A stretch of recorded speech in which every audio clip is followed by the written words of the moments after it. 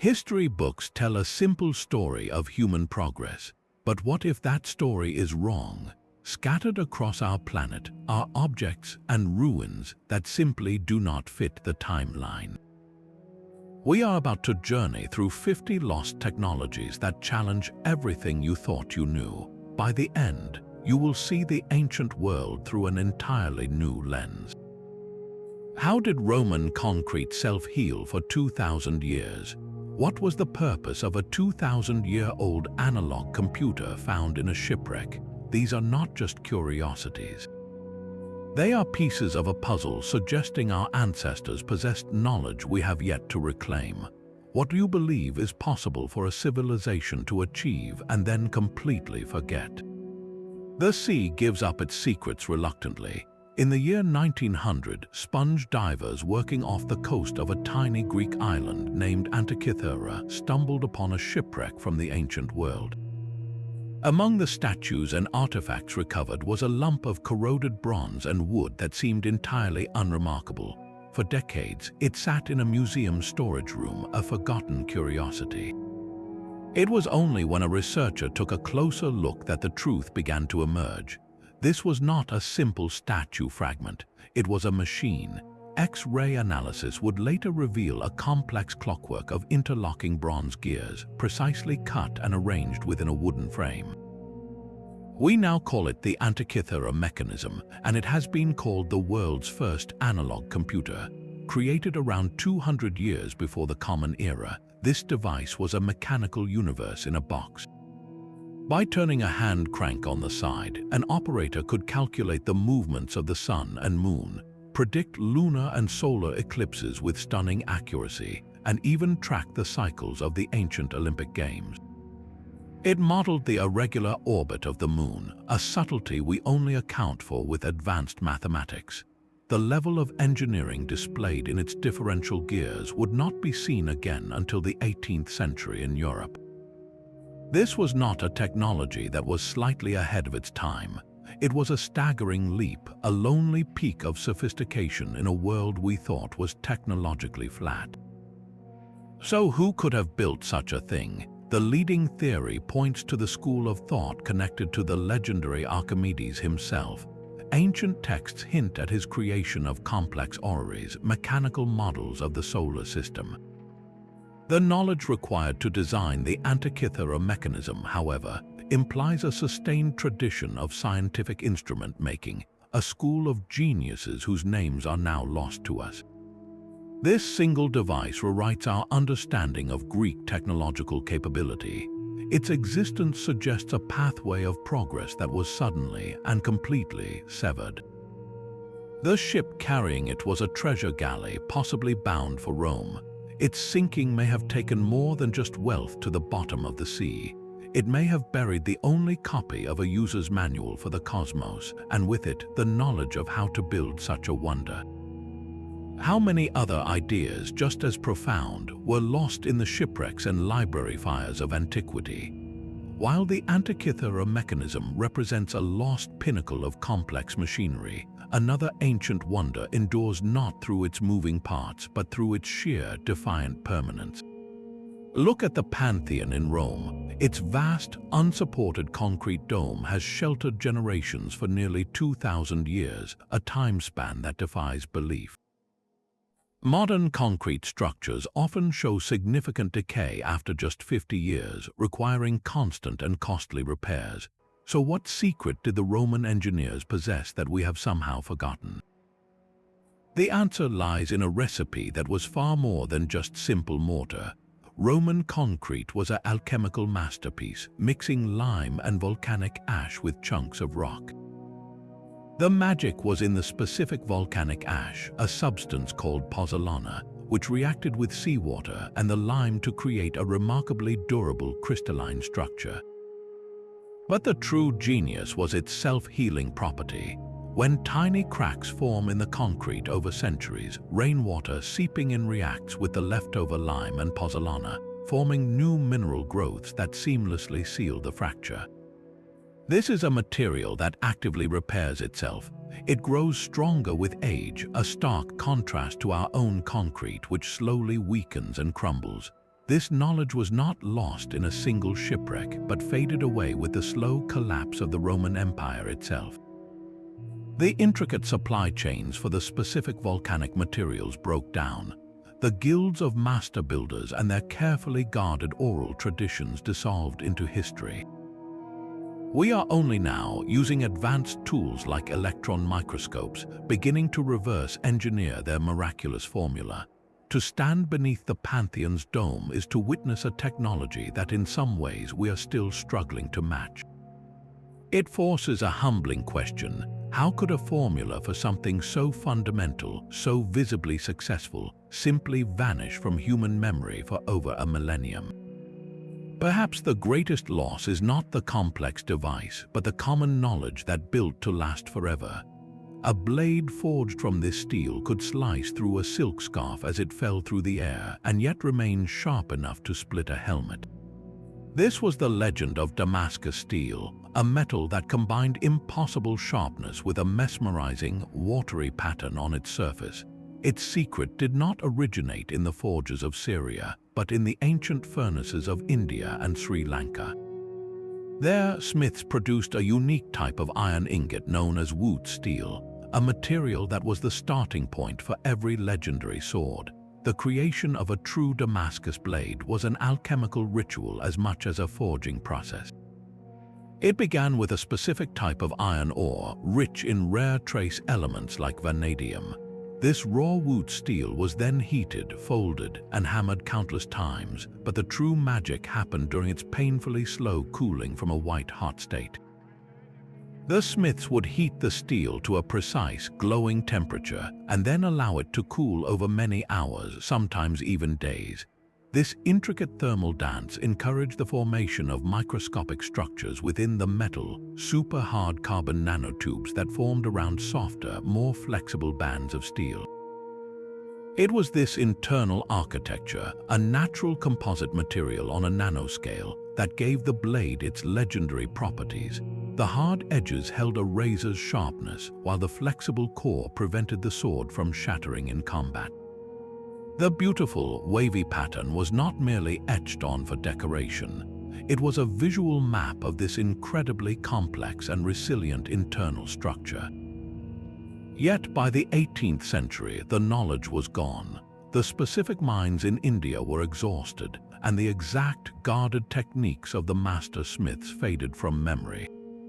We can analyze the blades today and see the carbon nanotubes with our most powerful microscopes, but we still cannot perfectly replicate the full process. Modern metallurgists can create pattern-welded steel that looks similar, but they have not been able to fully resurrect the lost alchemy that produced a metal which was, by all accounts, superior to anything we can make today. How does an entire formula for perfection, one so prized and so deadly, simply vanish from the world? It is a reminder that the most profound technologies are not just about ingredients, but about the irreplaceable hands of the artists who mastered them. The mastery of fire is a hallmark of human civilization, but the Byzantine Empire weaponized it into something bordering on sorcery. Their ultimate naval defense was a substance known only as Greek fire, a liquid flame that defied all natural behavior. It could be sprayed from bronze siphons mounted on the prows of their ships, a terrifying stream of fire that roared across the water's surface. Unlike ordinary fire, it could not be doused with water. In fact, water only made it burn more fiercely, creating an inescapable inferno around enemy wooden hulls.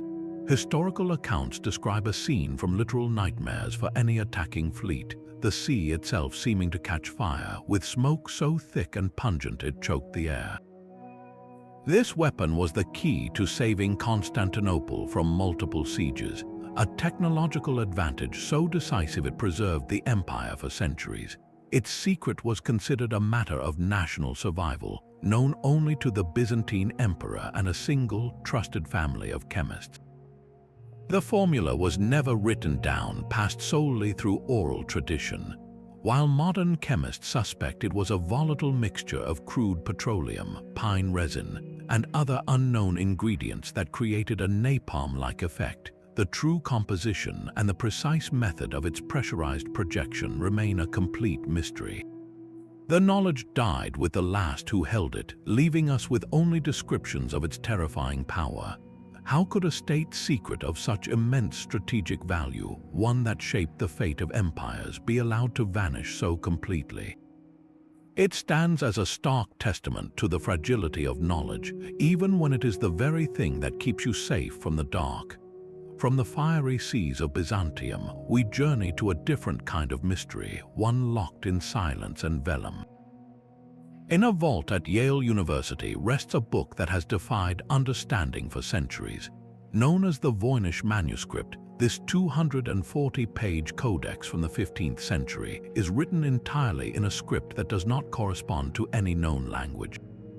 Its pages are a gallery of the bizarre, filled with illustrations of plants that have never grown on this earth, naked women bathing in strange green liquid, and intricate astrological charts that map unknown constellations.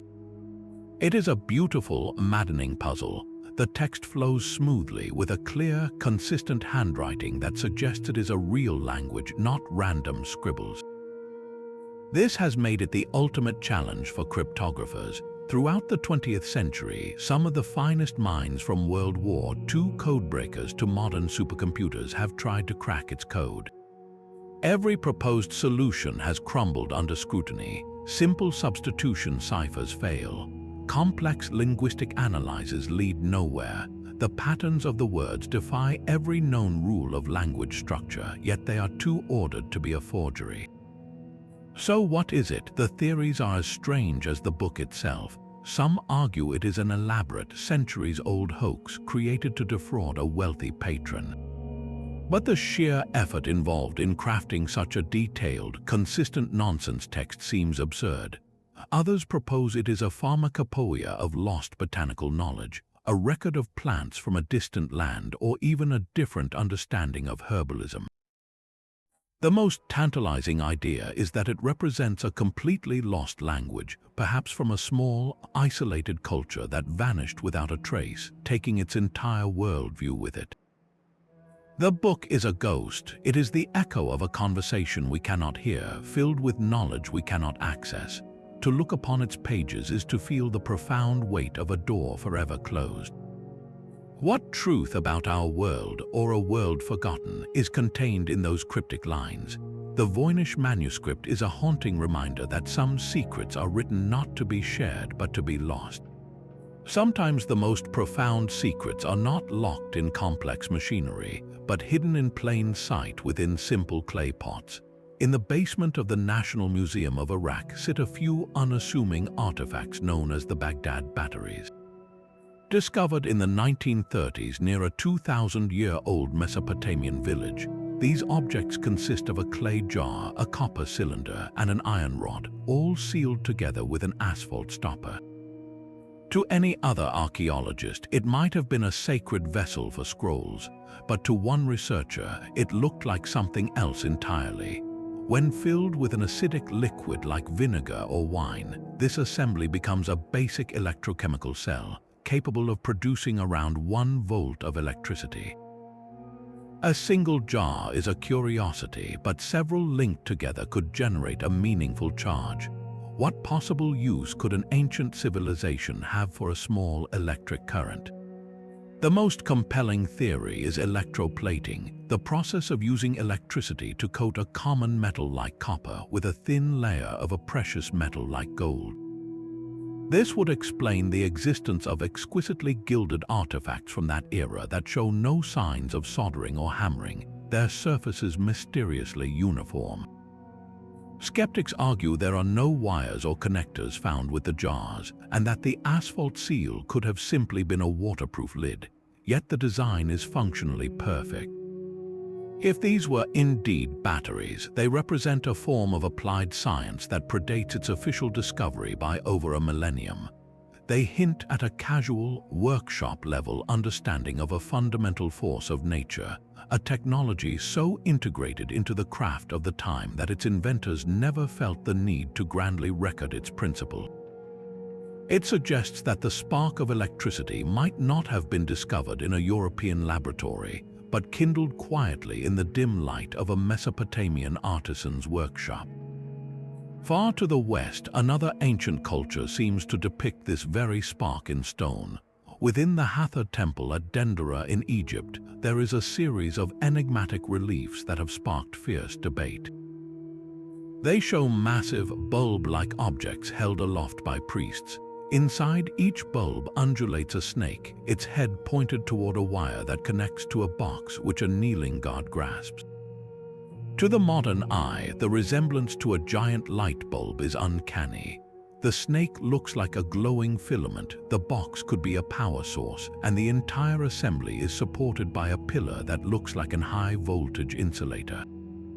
Proponents of the ancient electricity theory point out that many ancient cultures, including the Egyptians, performed intricate work in deep, pitch-black tombs and subterranean chambers where torch soot would have been unbearable and oxygen a constant concern. Could these reliefs be a symbolic representation of a lost form of electric illumination? Mainstream Egyptology offers a different, equally fascinating interpretation. They see the scenes as classic depictions of Egyptian mythology. The bulb is a lotus flower, a symbol of creation from which a divine serpent emerges, representing the cycle of life and the power of the gods. The box is a ceremonial vessel, and the entire tableau tells a story of cosmic order, not technological achievement. So which is it? A literal blueprint for a forgotten technology, or a profound spiritual allegory carved in stone? The truth may be lost to us, but the questions these artifacts raise are electrifying. They force us to reconsider the boundaries of ancient innovation. What if our ancestors were not just mystical philosophers or simple laborers, but also pragmatic experimenters who discovered and harnessed forces we claim as our own? The evidence is fragmentary, a silent battery here, a cryptic carving there. Yet together they sketch the outline of a possibility we are only just beginning to see. High in the Andes, the stones of Sacsayhuaman fit together so perfectly that not even a razor blade can slip between them. These are not simple, uniform bricks. They are massive, irregularly shaped blocks of granite, some weighing over 100 tons, each one a unique, interlocking puzzle piece in a wall that has shrugged off powerful earthquakes for centuries. There is no mortar holding this stone tapestry together. The strength is in the fit itself, a joinery so precise it seems to defy the very nature of hard rock.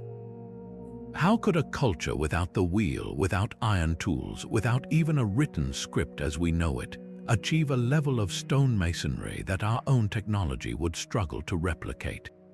The technique is known as polygonal masonry, and its secret lies in a process that was more like tailoring than construction.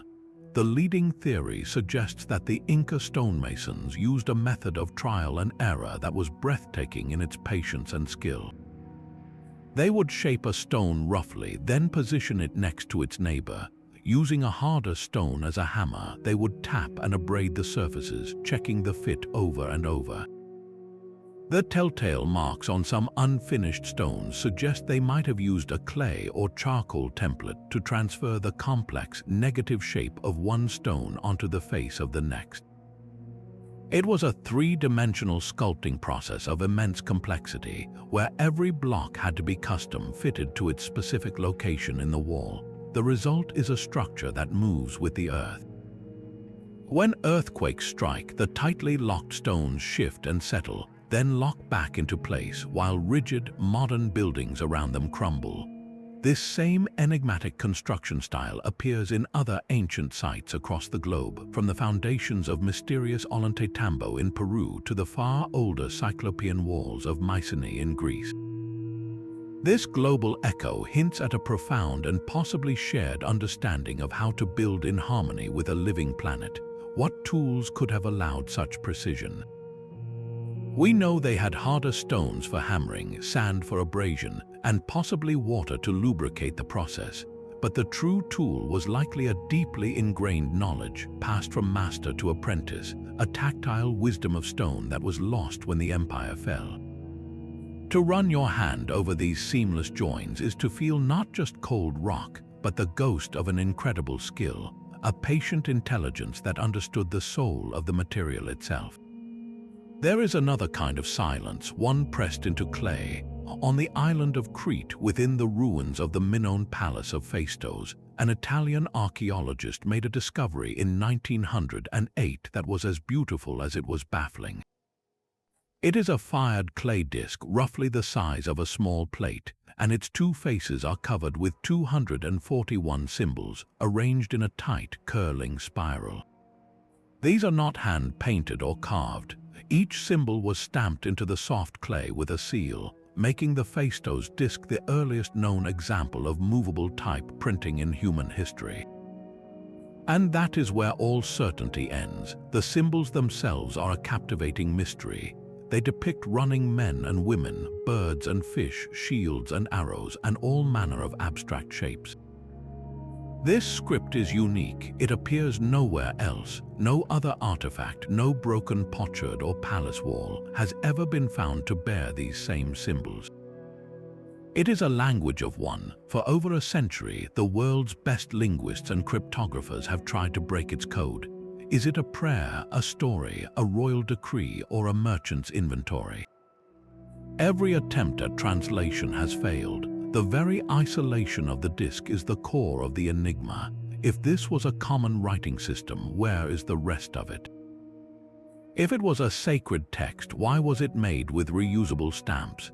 The technology of the stamps themselves suggests a system, a workshop somewhere that possessed a full set of these intricate punches.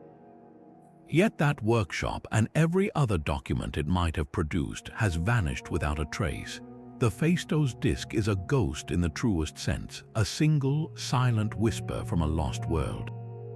Its existence hints at an entire branch of Bronze Age communication, a way of recording thought that flowered on Crete and then died out completely, perhaps superseded by the linear A and B scripts used by later civilizations.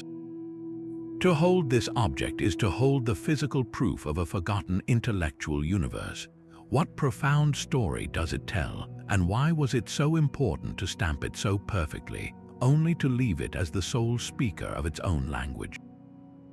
It stands as a stark monument to the fact that an entire world of knowledge can be compressed into a single, indecipherable artifact. The silent symbols of the Phaistos disc represent one form of lost communication, but another civilization mastered a different kind of language entirely, the language of light itself.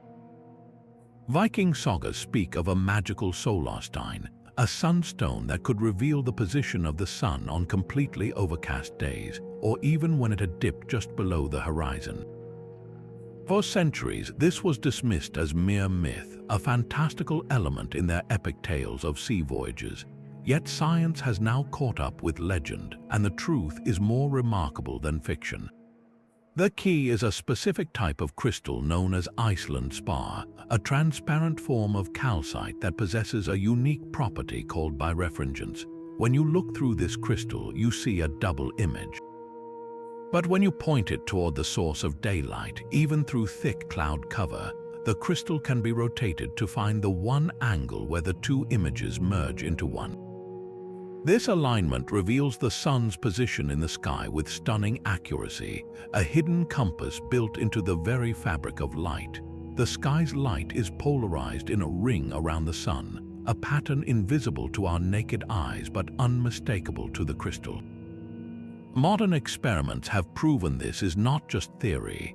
Researchers using replicas of these sunstones have successfully navigated under dense cloud cover with an error of less than 1 degree, a level of precision that would have been more than sufficient for the Vikings' daring transatlantic crossings.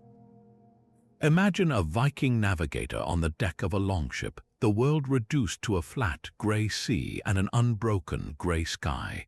With no stars, no visible sun, and only the waves for reference, he would be utterly lost. But by holding his sunstone to the sky and turning it slowly, he could find that single, true point of orientation, a beacon hidden within the diffuse glow. This was not magic but applied optical physics. It explains how the Vikings could undertake voyages from Norway to Greenland and even North America with a consistency that once seemed impossible. The technology was so effective, so seamlessly integrated into their skill set, that it never needed a detailed written manual. Its knowledge lived in the hands and the teachings of the master navigators. When that lineage was broken, the sunstone faded from practical use into legend, a ghost of a tool that once tamed the treacherous North Atlantic. It forces us to ask what other seemingly magical devices from ancient sagas might be waiting for us to discover the simple, brilliant science behind them. Another masterpiece of Roman craftsmanship reveals a secret invisible to the naked eye. In the British Museum sits the Lycurgus cup, a stunning glass cage cup from the 4th century. At first glance, it appears a murky jade green, but hold it up to a light source and a miracle happens. The glass transforms, glowing a vibrant, translucent ruby red. This is not a trick of the paint or dye. It is a property of the glass itself, a feat of nanotechnology achieved over 1,600 years ago. The Romans had somehow impregnated their glass with a precise mixture of gold and silver particles, ground so fine they were microscopic. These are colloidal particles, so tiny that they measure only about 50 nanometers across, smaller than a wavelength of light. When light hits the cup, these tiny metal flecks scatter the light in a specific way. In reflected light, like from the room around you, the cup looks green. But when light shines through it from behind, the particles interact differently, allowing the rich red color to dominate. This precise control over light scattering is a principle we use today in everything from medical sensors to stained glass, yet the Romans did it without any understanding of particle physics. They had no electron microscopes to see what they were creating, so how did they manage such an exacting recipe? It was almost certainly a process of alchemical accident and meticulous observation. A Roman glassmaker might have noticed that contaminating a batch of molten glass with a specific, minuscule amount of gold and silver dust produced this strange color-changing effect. Through generations of trial and error, this accidental discovery was refined into a repeatable, if extraordinarily difficult, art. The cup is more than beautiful. It is a physical relic of an empirical science, a technology born from the furnace and the keen eye, not the laboratory. Its existence suggests that the ancients could manipulate materials on a nanoscale through sheer craft, achieving results we can only explain centuries later with our most advanced instruments. What other fundamental truths about the physical world were discovered, used, and then forgotten, simply because the language to explain them had not yet been invented? While the Romans mastered light on a nanoscale, another ancient culture sought to listen to the very rumblings of the earth itself. In the year 132 of the Common Era, during China's Han Dynasty, a brilliant astronomer and inventor named Zhang Heng unveiled a device that seemed to possess a supernatural sense. It was a bronze urn adorned with 8 dragon heads, each holding a bronze ball in its mouth. Below each dragon sat a corresponding bronze toad with its mouth open, ready to catch the falling sphere. The elegance of its design, however, was nothing compared to its proposed function. According to historical records, when an earthquake occurred hundreds of miles away, the internal mechanism of this vessel would be triggered. A pendulum inside would swing, tripping a lever that caused just one dragon to release its ball into the waiting toad below. The clang of bronze would signal not only that an earthquake had happened, but more incredibly, the direction from which the tremors originated. The court could then send messengers to that specific region to confirm the event and offer aid, often arriving before word of the disaster had even reached the capital. The exact internal mechanism has been lost to time, with modern replicas suggesting a sophisticated system of inverted pendulums and delicate levers. This was not merely a detector, it was a precise instrument of statecraft and compassion, a machine that gave its users the power of foresight over one of nature's most unpredictable forces. It makes you wonder how many other state secrets just as brilliant were lost in the fires of dynastic collapse. Far across the world, another civilization developed a system of recording information that was equally brilliant and just as enigmatic. The Inca Empire, the largest in pre-Columbian America, built a vast and complex administration without a written script as we know it. Their tool was the quipu, a collection of knotted cords made from cotton or llama wool. At first glance, it looks like an abstract tassel or a piece of textile art, but to a trained Inca administrator, a quipu was a dense and sophisticated record. The key to its code lay in the language of knots, the type of knot, its position on the string, the color of the cord, and even the spin of the yarn all held specific meanings. A decimal system was almost certainly at its heart, with different knot types representing units, tens, and hundreds. These devices were used to keep track of census data, tax obligations, and military organization, effectively acting as the empire's database.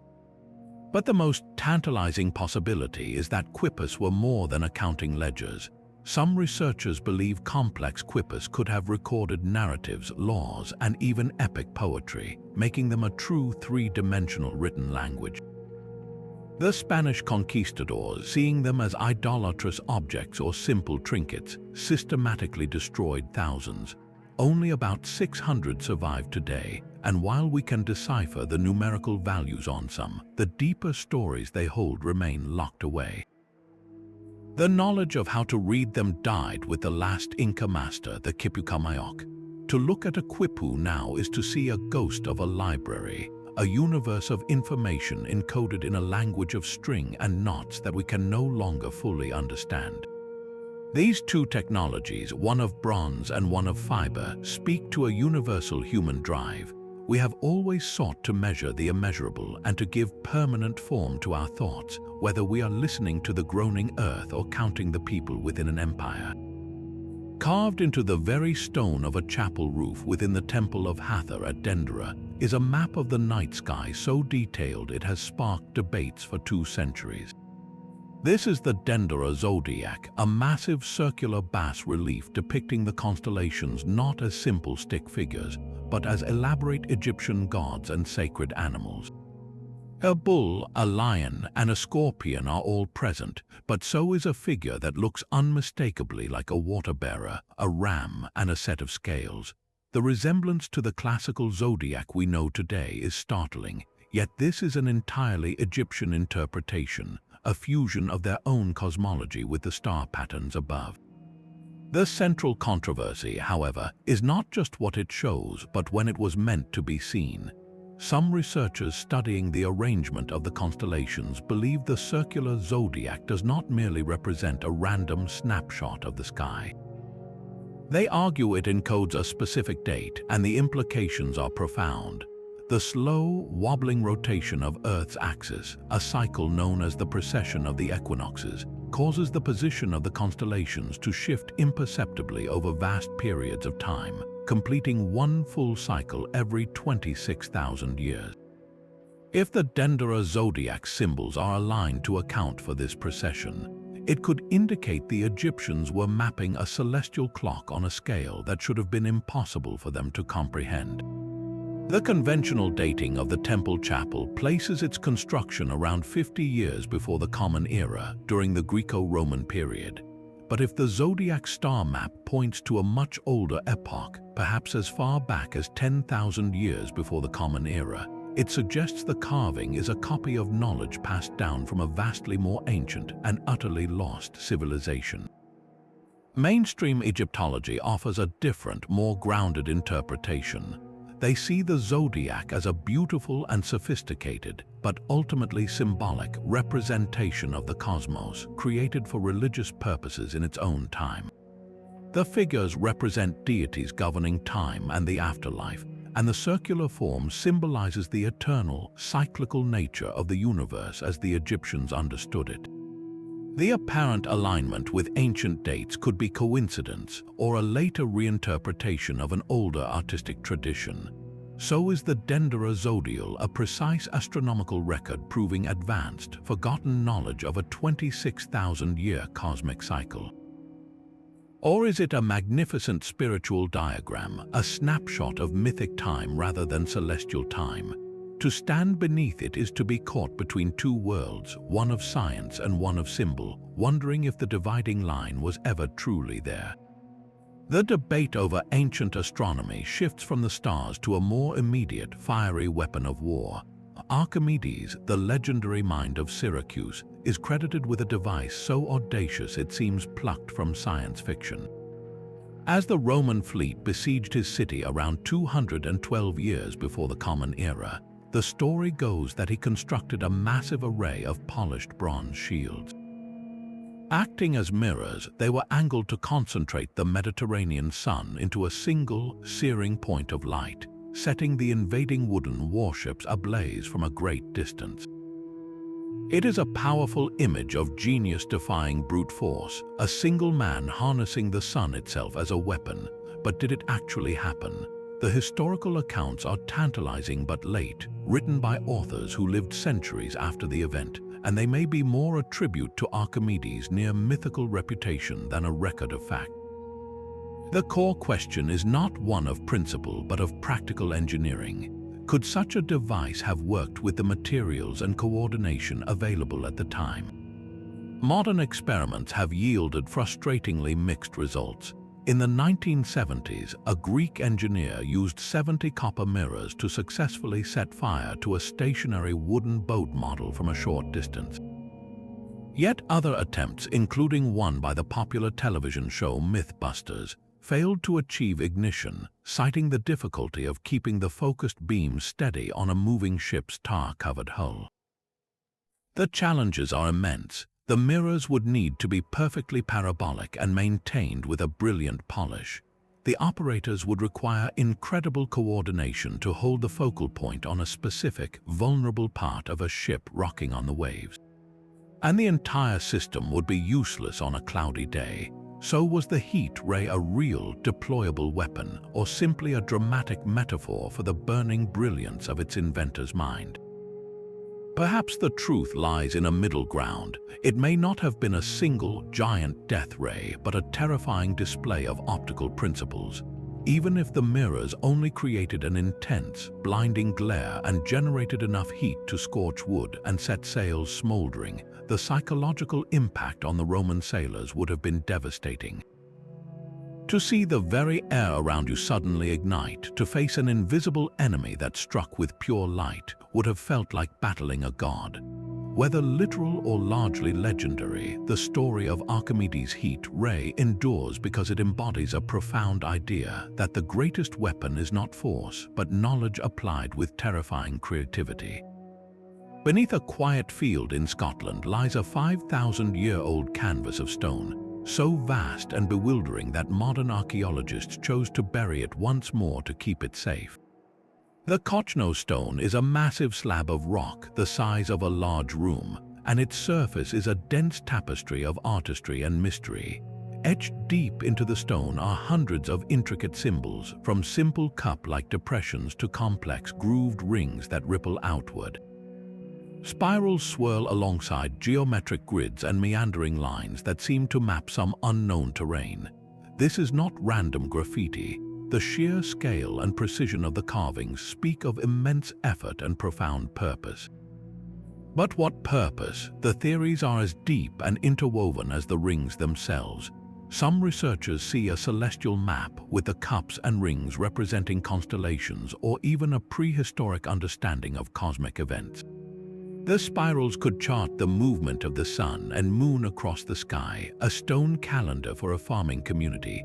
Others propose a far more spiritual function. The stone might have been a focal point for rituals, a place where the living could connect with the ancestors or the spirit world. The act of carving the spirals could have been a meditative journey, an outward expression of an inward search for enlightenment. Perhaps the most haunting idea is that the stone was a portal, and the intricate patterns were a form of symbolic language meant to guide souls from one realm to another. We can analyze the patterns forever, but the true meaning is locked away, lost with the people who made it. The cultural context, the stories, the songs, and the prayers that would explain every groove and curve are gone. The Kochno stone is a perfect, silent symbol of this entire mystery. We have the artifact, but we have lost the instructions for its soul. It stands as a monument not to what was built, but to what was understood, a knowledge so deeply embedded in a culture that it never needed to be written down until that culture itself vanished from the earth. Within a simple wooden object lies a riddle that soars across centuries. Discovered in a 2,000-year-old tomb at Saqqara, Egypt, this artifact is known simply as the Saqqara bird. It is a small, elegant carving made from sycamore wood, and to a modern eye, its shape is startlingly familiar. It is not a bird in the traditional, ornate Egyptian style.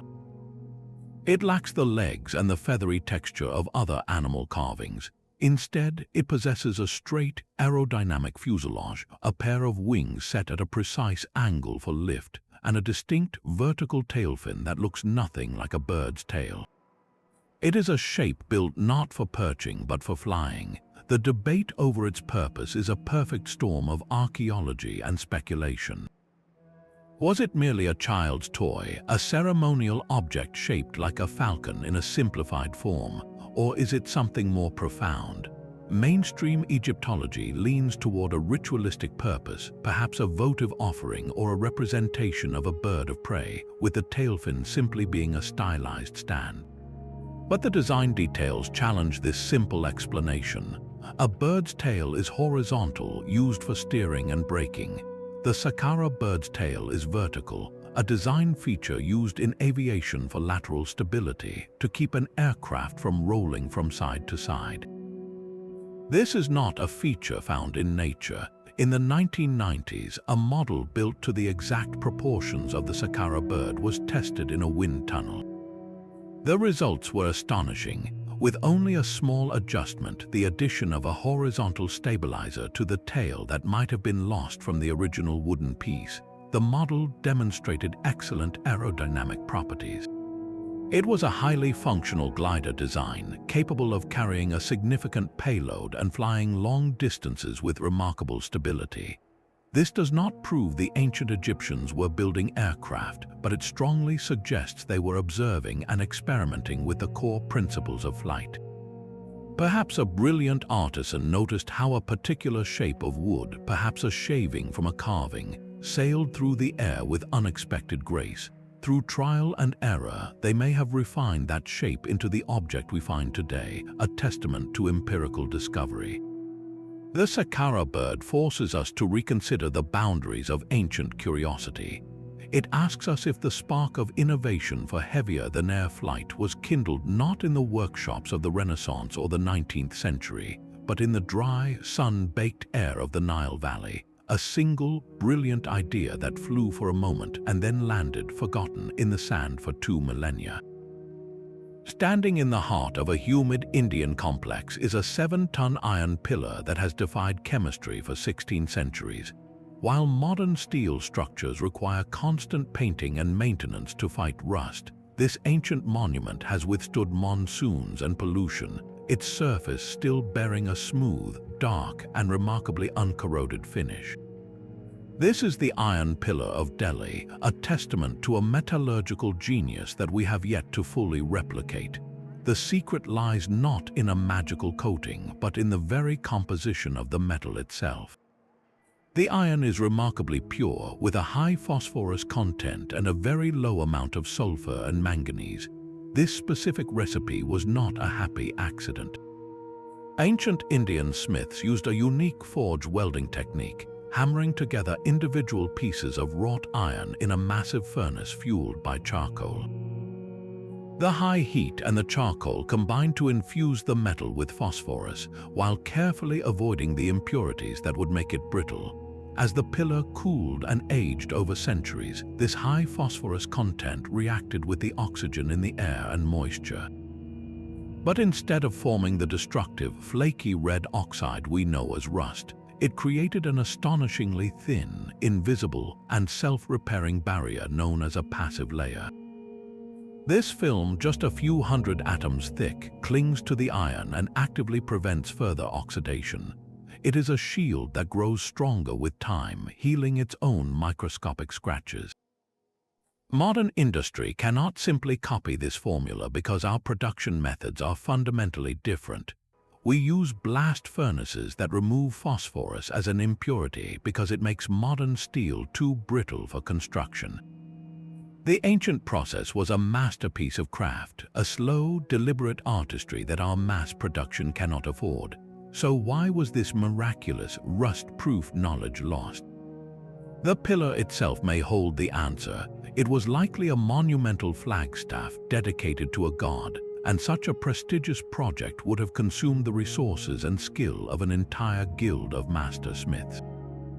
Their techniques were guarded secrets passed orally from father to son. As empires shifted and patronage for such grand monuments faded, that fragile lineage of knowledge was likely broken. The pillar stands alone, a solitary giant from a lost school of ironworking. It forces a humbling question. How many other formulas for perfection were abandoned not because they failed, but because the world that valued them simply vanished? The silent, rust-proof pillar stands as a monument to a lost formula, but on the other side of the world, an entire civilization left a message so vast it can only be read from the heavens. Etched into the arid plains of southern Peru, the Nazca lines are a sprawling gallery of geoglyphs covering nearly 250 square miles. From the ground, they are little more than shallow grooves in the dark desert pavement, but from the air, they transform into a breathtaking panorama of colossal figures. A hummingbird with wings outstretched, a massive spider, a sinuous monkey with a coiled tail, and a whale swimming in a sea of stone all stretch across the landscape, some longer than 3 football fields. Their precision is staggering, with lines running perfectly straight for miles over rough terrain and complex curves rendered with a draftsman's accuracy. The sheer effort involved is almost beyond comprehension, requiring the removal of thousands of tons of dark, oxidized surface stones to reveal the lighter, sandy soil beneath, a contrast that creates the visible lines. So how did a people without the ability to fly, without advanced mathematics as we know it, design and execute such a massive, precise project? The techniques were likely deceptively simple. Archaeologists believe the Nazca artists used a system of scaling up small models. They could have created a master design on a small plot of land, then used a network of ropes and stakes to transfer the proportions to the grand scale, maintaining the angles and curves through simple geometry and careful measurement. The dry, windless climate of the Nazca Desert has acted as a perfect preservative, keeping these fragile drawings intact for over 2,000 years. But the greater mystery is not how they were made, but why. What compelled an ancient culture to create art they could never see in its entirety? One leading theory suggests the lines were a giant astronomical calendar, with certain figures and lines aligning with the sun, moon, and stars during solstices and other celestial events. Another proposes they were sacred pathways, walked during rituals to petition the gods for water in this brutally dry landscape. The most tantalizing idea is that they were meant precisely for the gods to see, massive offerings or messages to deities in the sky. Perhaps the act of walking the lines, of moving through the giant forms, was itself a form of prayer connecting the people to the cosmos. The Nazca lines are a paradox, a deeply human creation made for a perspective that was, for their makers, utterly divine.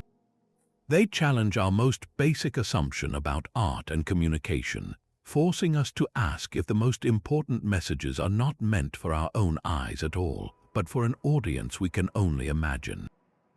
Carved into a ceiling beam of an Egyptian temple, a set of hieroglyphs seems to depict technology millennia ahead of its time.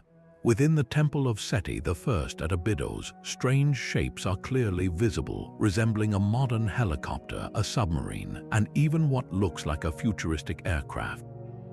This is the so-called Abydos helicopter, and it has fueled endless speculation about time travel or extraterrestrial contact. The mainstream explanation, however, is a fascinating lesson in ancient recycling. Egyptologists point to a common practice known as a palimpsest. Over time, a pharaoh would often have the cartouches, or royal name rings, of a predecessor chiseled out and recarved with their own name to solidify their legacy. At Abydos, the original name of Seti I was later covered by the name of his son, Ramesses II. Centuries of weathering and the erosion of the softer, newer plaster have now revealed parts of both inscriptions simultaneously. The overlapping hieroglyphs from the two different names merge to create the illusion of modern machinery. The helicopter's tail is likely a combination of Ramesses's arm and a carving of a hoe. The rotor blades may be formed from the overlapping shapes of a reed and a sickle. It is a sheer accident of perception, a Rorschach test in stone where our modern brains assemble random, ancient lines into familiar technological forms. Yet the very fact that we see these shapes so clearly speaks to a powerful human tendency to find patterns, especially those that resonate with our own world. Far to the south, on the high, arid plains of Bolivia, another artifact inspires similar awe and debate. The Gateway of the Sun stands alone in the ancient city of Tiwanaku, a single massive stone archway carved from a single block of andesite weighing over 10 tons. Its surface is dominated by a central, imposing figure, often called the staff god, who holds ornate staffs in each hand. Flowing out from this central deity are 48 smaller, winged figures, 32 with human faces and 16 with condor heads, all arranged in 3 rows, running toward the central god as if in flight. The precision of the carving is masterful, but the true mystery lies in its potential meaning. Some researchers see it as a complex calendar. The central figure could represent the sun, and the 32 human figures might symbolize a 32-year cycle, perhaps related to Venus or other celestial bodies, while the 48 total figures could correlate with a tri-solar year. This would imply a sophisticated, long-term astronomical understanding. More speculative theories look at the smaller figures and see something else entirely. Their rigid, square bodies and what appear to be helmets or headgear have led some to interpret them not as mythical beings, but as stylized representations of astronauts or pilots in a fleet, with the central figure as a commander.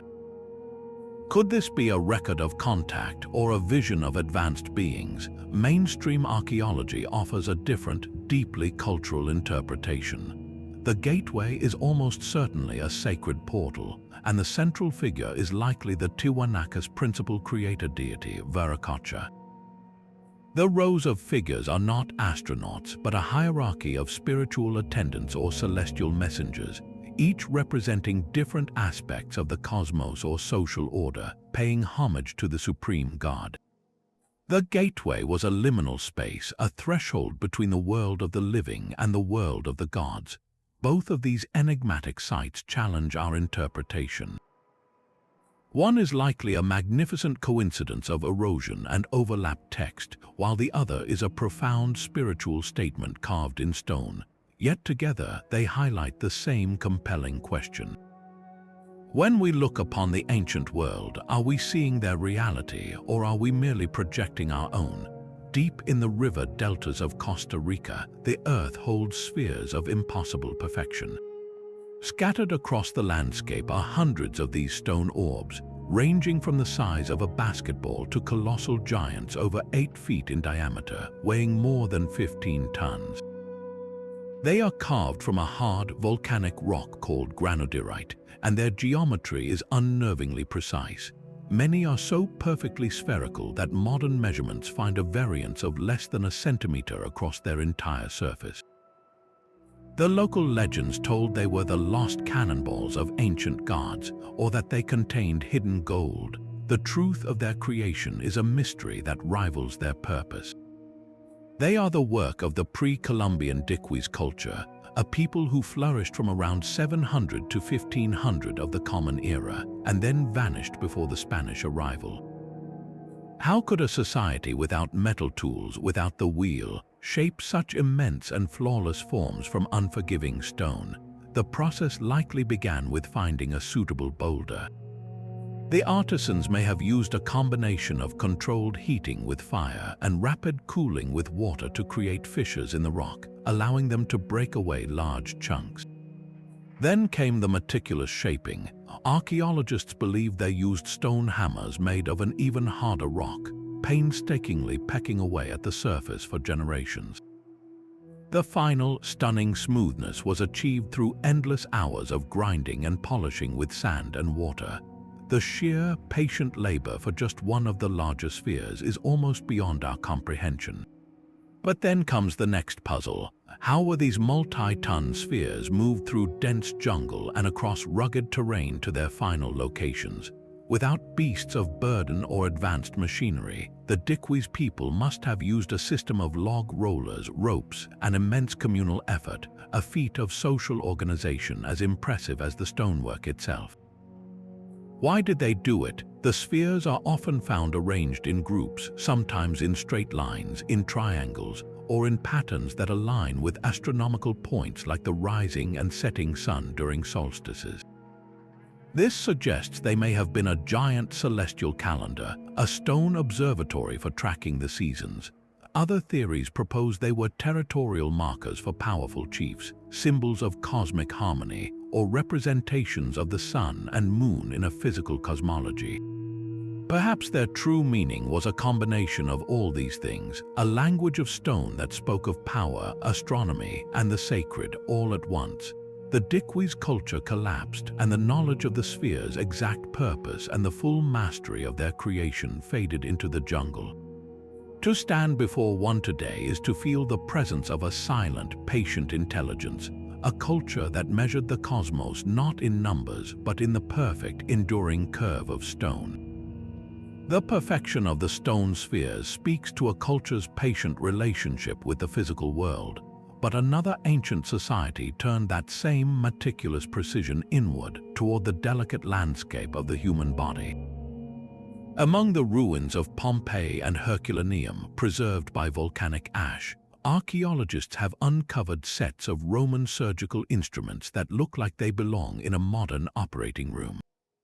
These were not crude knives and saws, but highly specialized tools crafted from bronze and iron.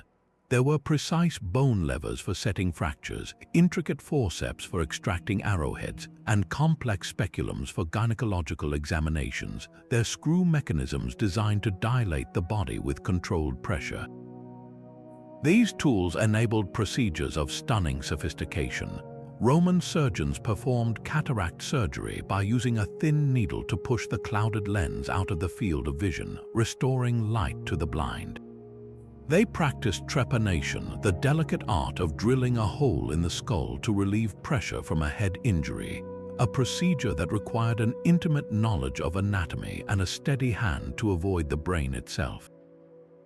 This was not mere butchery, it was advanced medicine. They understood the principles of sterilization, boiling their tools and using vinegar as an antiseptic. They had a vast pharmacopoeia of herbal anesthetics and painkillers.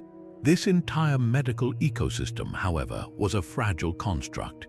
It depended on the stability of the Roman Empire, on its roads for transporting medicines, its libraries for storing knowledge, and its schools for training new physicians. When the empire fragmented, that infrastructure collapsed. The great aqueducts that brought clean water fell into disrepair, and with them went public hygiene. The libraries were burned or left to rot, their scrolls of anatomical knowledge turning to dust. The complex supply chains for metals and the guilds of master toolmakers dissolved. In the ensuing centuries, much of this hard-won medical wisdom was lost, dismissed as pagan knowledge or simply forgotten in the struggle for daily survival. Surgery regressed dramatically for over 1,000 years.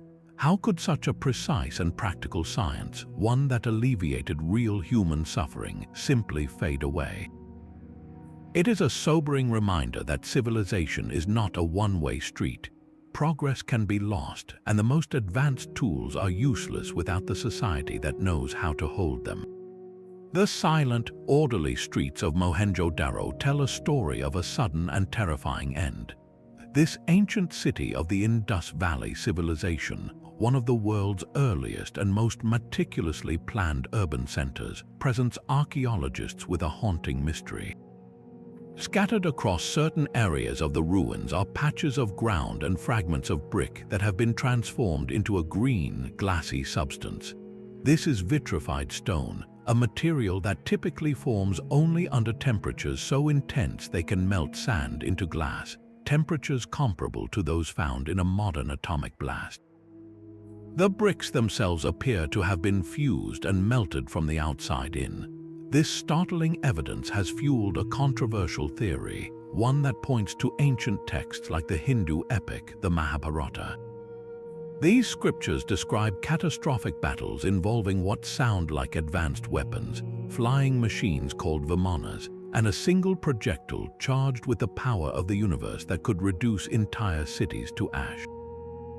The descriptions of the aftermath, with survivors losing their hair and nails, bear an unsettling resemblance to the effects of radiation poisoning. Could the vitrified stone at Mohenjo-Daro be the physical evidence of an ancient apocalyptic war, a conflict fought with technology we would not rediscover for millennia?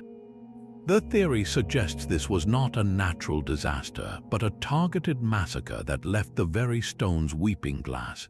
Mainstream archaeology, however, offers a range of more conventional, though still fascinating, explanations. One possibility points to massive and sustained industrial activity. The city was a major center of production, and large-scale pottery kilns or metal smelting operations could have, over many years, generated enough concentrated heat in specific locations to vitrify the surrounding brick and soil. Another theory involves a different kind of natural fury. Lightning strikes, particularly a massive and rare phenomenon known as a fulgurate, can instantly fuse sand and stone where the bolt connects with the ground. If a powerful electrical storm caused a fire that raged through the city's storage areas, perhaps containing oils or other combustible materials, the resulting inferno could have created pockets of extreme heat capable of this transformation. Yet, even these conventional explanations struggle to account for the apparent intensity and localization of the vitrification in some accounts. The mystery of Mohenjo-Daro forces us to hold two opposing ideas in our minds at once. It could be the site of a devastating industrial accident or a freak natural event, a testament to the raw power that can be unleashed by human craft or nature's wrath. Or it could be the scorched ground of a forgotten battlefield, a silent, stony scream from a time when humanity's ambition may have outpaced its wisdom, leaving behind only a ghostly green glass to mark the spot. A 16th-century Ottoman admiral's desk held a secret that should not have existed. In the year 1513, Piri Reis compiled a world map of such startling accuracy that it defies the entire timeline of exploration. His detailed notes on the map state clearly that he was not its original author, but a compiler drawing from 20 older source maps, some dating back to the time of Alexander the Great. Among these, he cited 8 Jeffreys or world maps from the time of the ancient Greeks, and even a map drawn by Christopher Columbus. The most shocking section lies at the very bottom. It shows a landmass connected to South America, with coastlines and geographical features that bear a chilling resemblance to the continent of Antarctica, specifically Queen Maud Land. The problem is monumental. Antarctica was not officially discovered until 1820, and its coast has been buried under a mile-thick sheet of ice for at least 6,000 years. So how could a 16th-century cartographer, using sources over 2,000 years old, depict a landscape no human eye had seen for millennia? The implication is as profound as it is unsettling. The source maps used by Piri Reis must have originated from a time before the ice cap formed, from a seafaring civilization with the knowledge and technology to conduct a precise global survey. This was not guesswork. The map uses a sophisticated spherical trigonometry to project the coastlines, a mathematical skill that should not have existed in the ancient world. It suggests that someone, thousands of years before the Ottoman Empire, understood the world was round and possessed the tools to map it accurately. The precision is not perfect, of course. The map is a compilation, a copy of a copy, and it contains errors and artistic flourishes. Skeptics argue that the southern landmass is simply a speculative extension of South America, or a lucky coincidence born from distorted geographical rumors. They point out that the map lacks the interior details of Antarctica, showing only a seemingly ice-free coastline. Yet, the correlation between the Piri Rise depiction and modern sub-ice sonar surveys of the continent's bedrock is deeply provocative. That sonar reveals the true shape of Antarctica beneath the ice, and the Chinese letter of the land on the old map aligns in ways that are difficult to dismiss as pure chance. So where did this knowledge go? The source maps Piri Rise used are gone, likely lost in the fires of the Great Library of Alexandria or other repositories of ancient wisdom. Their existence hints at a golden age of exploration that was completely erased from history, a global civilization that mapped the planet in a warm epoch, only to have its memory frozen in time. The Piri Rise map is not just a historical curiosity. It is a ghost of a lost geography, a silent testament to a world we thought we discovered, but that may have been charted long before. A spark plug is a simple object, a symbol of 20th century industry. But in February 1961, 3 people searching for geodes near Olancha, California, found one that defied all logic. Inside a hard, lumpy nodule they had broken open with a rock saw was a mysterious circular object with a metal core and a ceramic insulator. It was identified by a geologist as a 1920s-era champion spark plug. The enigma was not the object itself, but its container. The geode, they claimed, was encased in a layer of hardened clay and fossil shells that suggested an age of 500,000 years. This was the birth of the Koso artifact, a story that seems to tear the timeline of human history in two. How could a man-made component from the era of the Model T Ford become sealed inside a stone that formed when early humans were just beginning to use simple stone tools? The implications are dizzying. It suggests a cycle of civilization, a previous advanced culture that rose and fell into utter oblivion long before our own recorded history began. This is the classic out-of-place artifact, an OOP art, an object that seems to exist in a layer of time where it simply does not belong. The mainstream explanation, however, offers a different kind of story, one of geological sleight of hand. Geologists point to a common natural process called concretion. Minerals in water can sometimes precipitate around a foreign object, building up a hard, rock-like shell over a comparatively short period. A spark plug lost in a desert environment could easily become the nucleus for such a formation. The hard, lumpy casing was likely not a 500,000-year-old geode, but a much younger concretion of iron oxide and clay that had cemented around the modern object in just a few decades. The apparent age was an illusion, a misreading of the natural processes at work. Yet, the story of the Koso artifact persists because it taps into a deeper question. What if our view of progress as a straight, ascending line is fundamentally wrong? We assume technology moves from simple to complex, from stone tools to microchips in one unbroken sequence.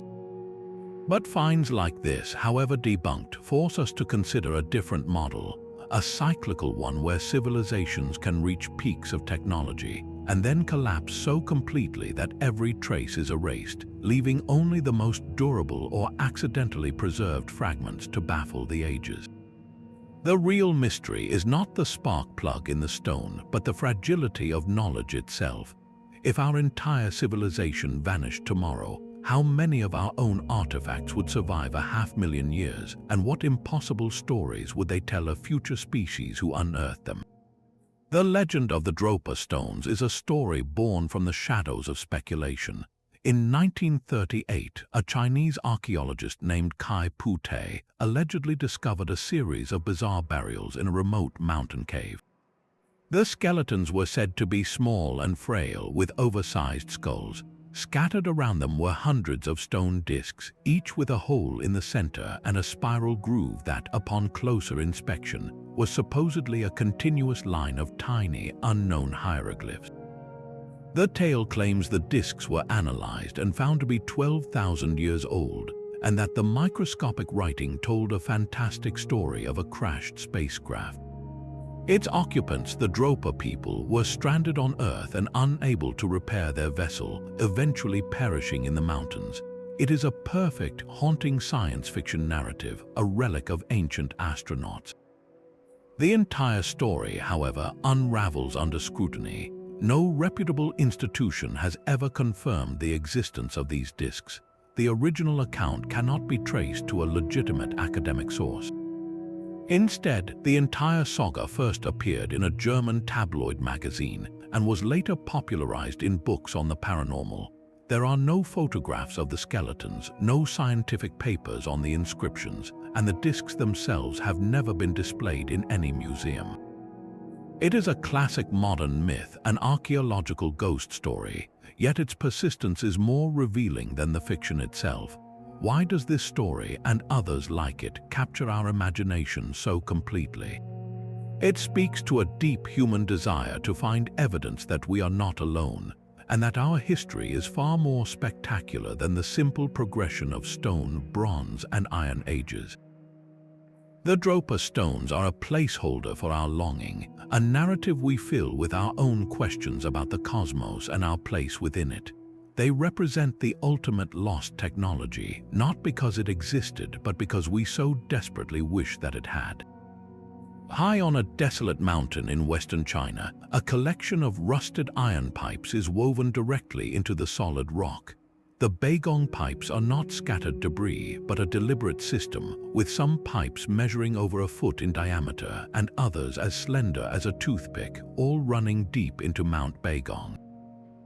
The most perplexing feature is where they lead, directly into a strange, pyramid-shaped structure, its triangular form eroded by millennia of wind.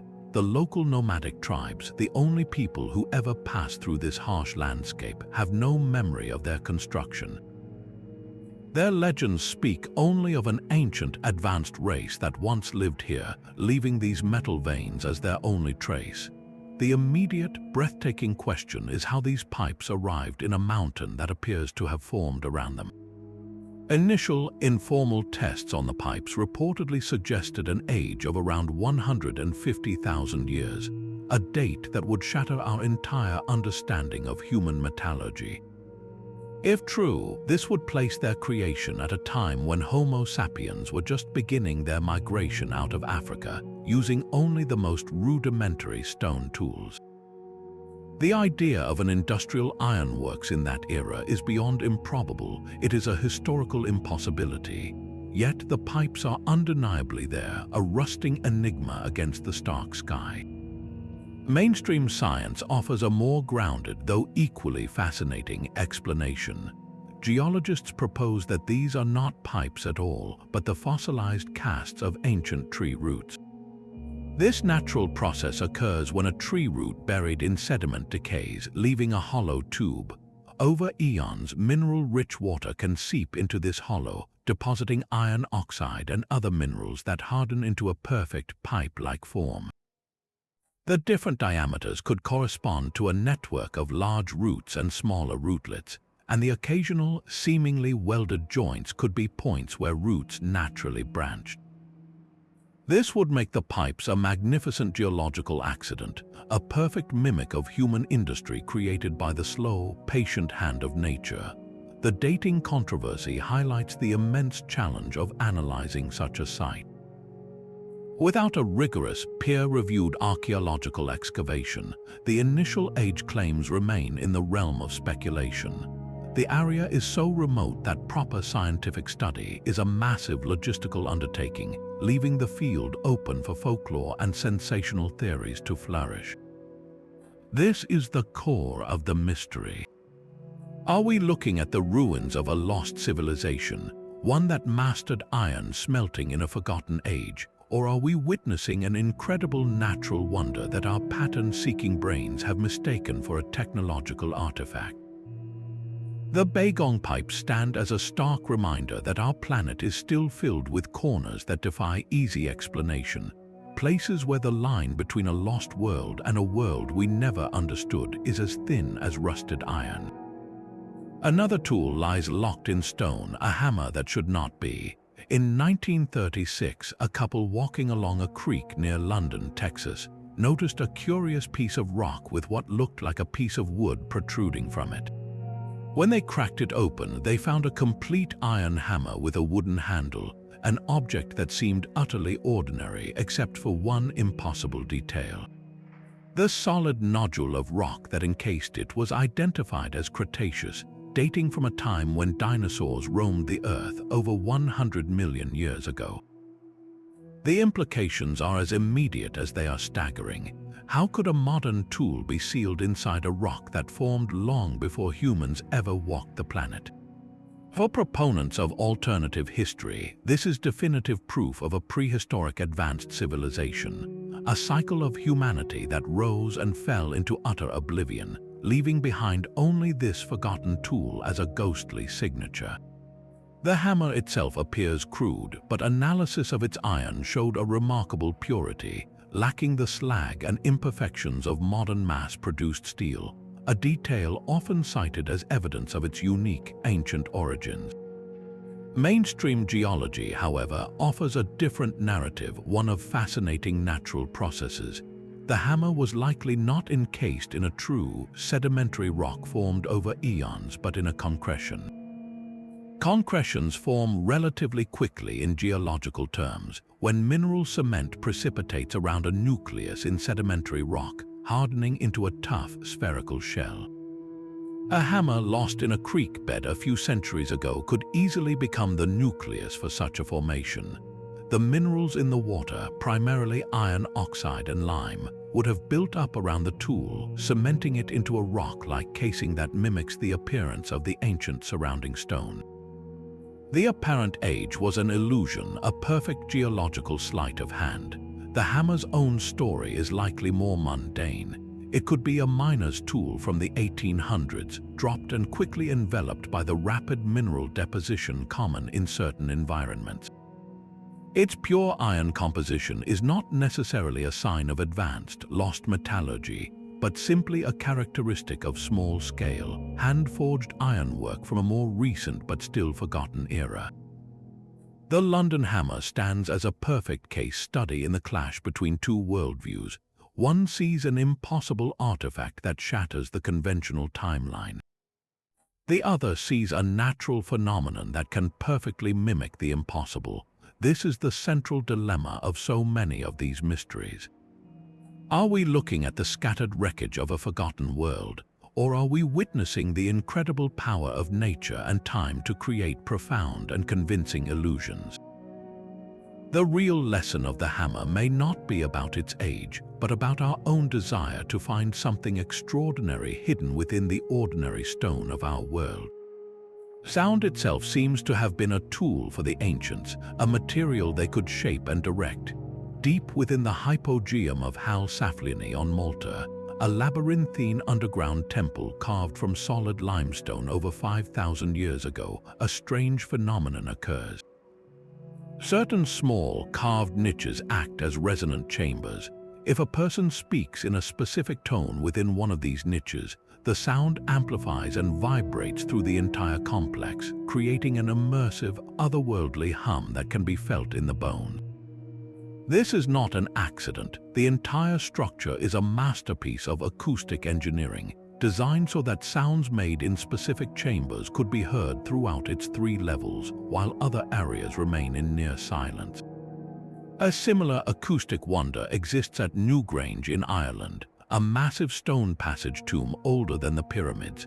Inside its cruciform chamber, the sound reverberates in a way that creates powerful echoes and standing waves, amplifying the human voice into something vast and ceremonial.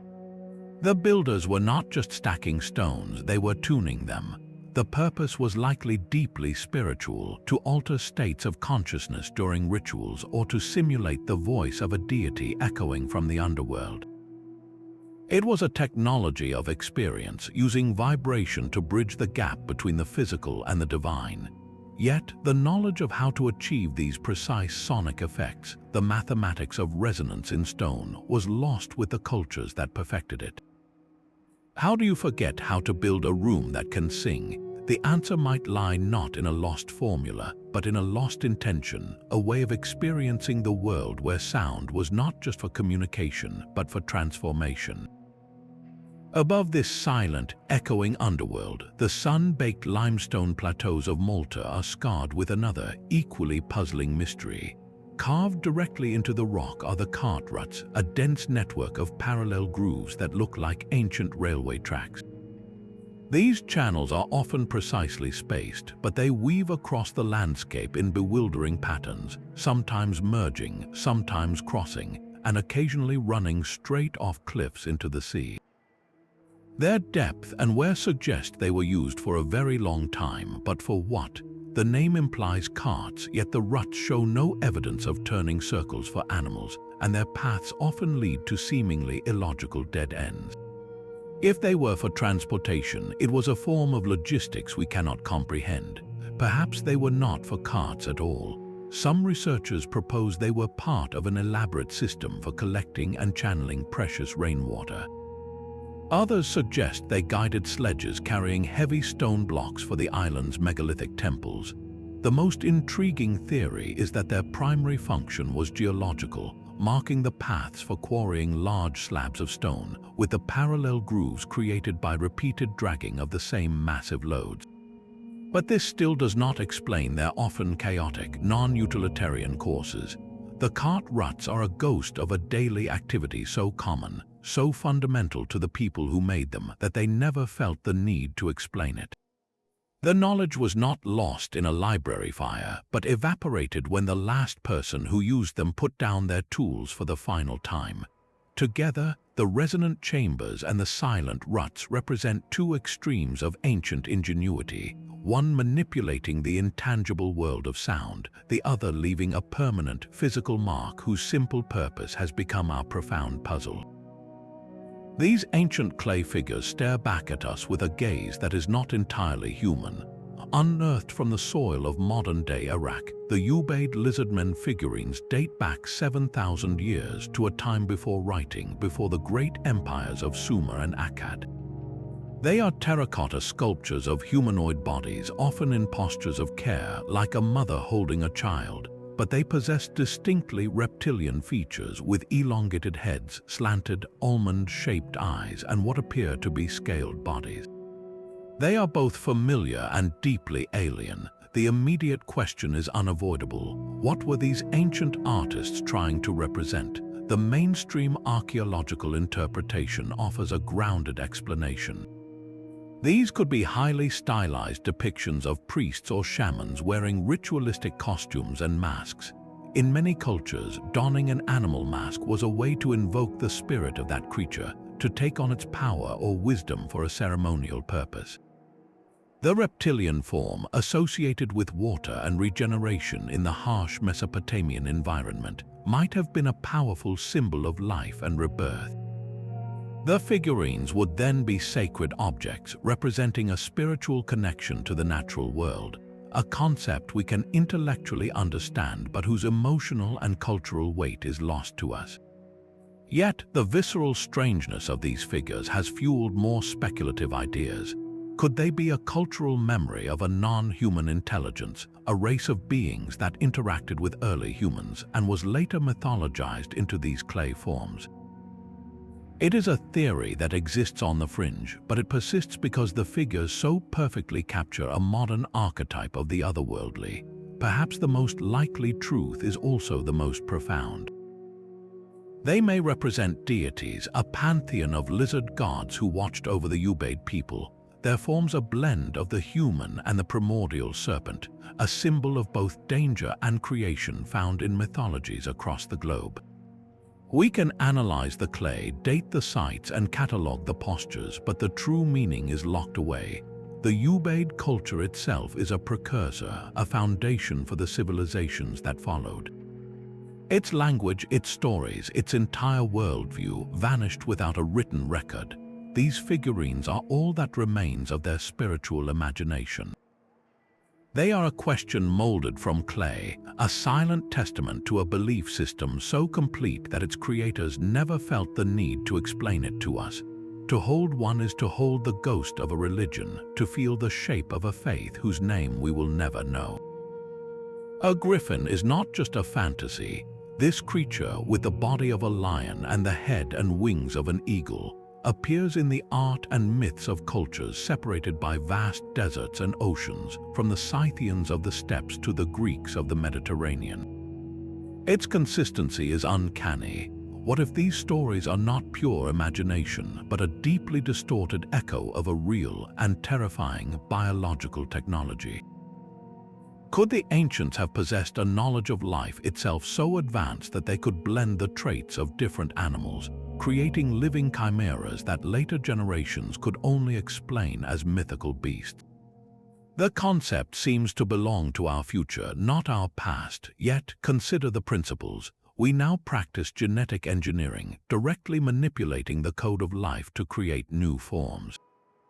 But what if an ancient civilization approached the same goal from a different angle, not through gene splicing, but through a profound and now lost mastery of selective breeding and hybridization?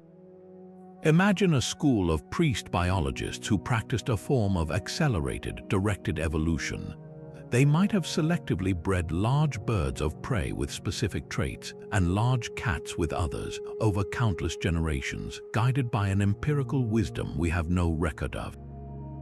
The resulting creature would not be a perfect fusion, but a stable hybrid that embodied the most powerful attributes of both its progenitors.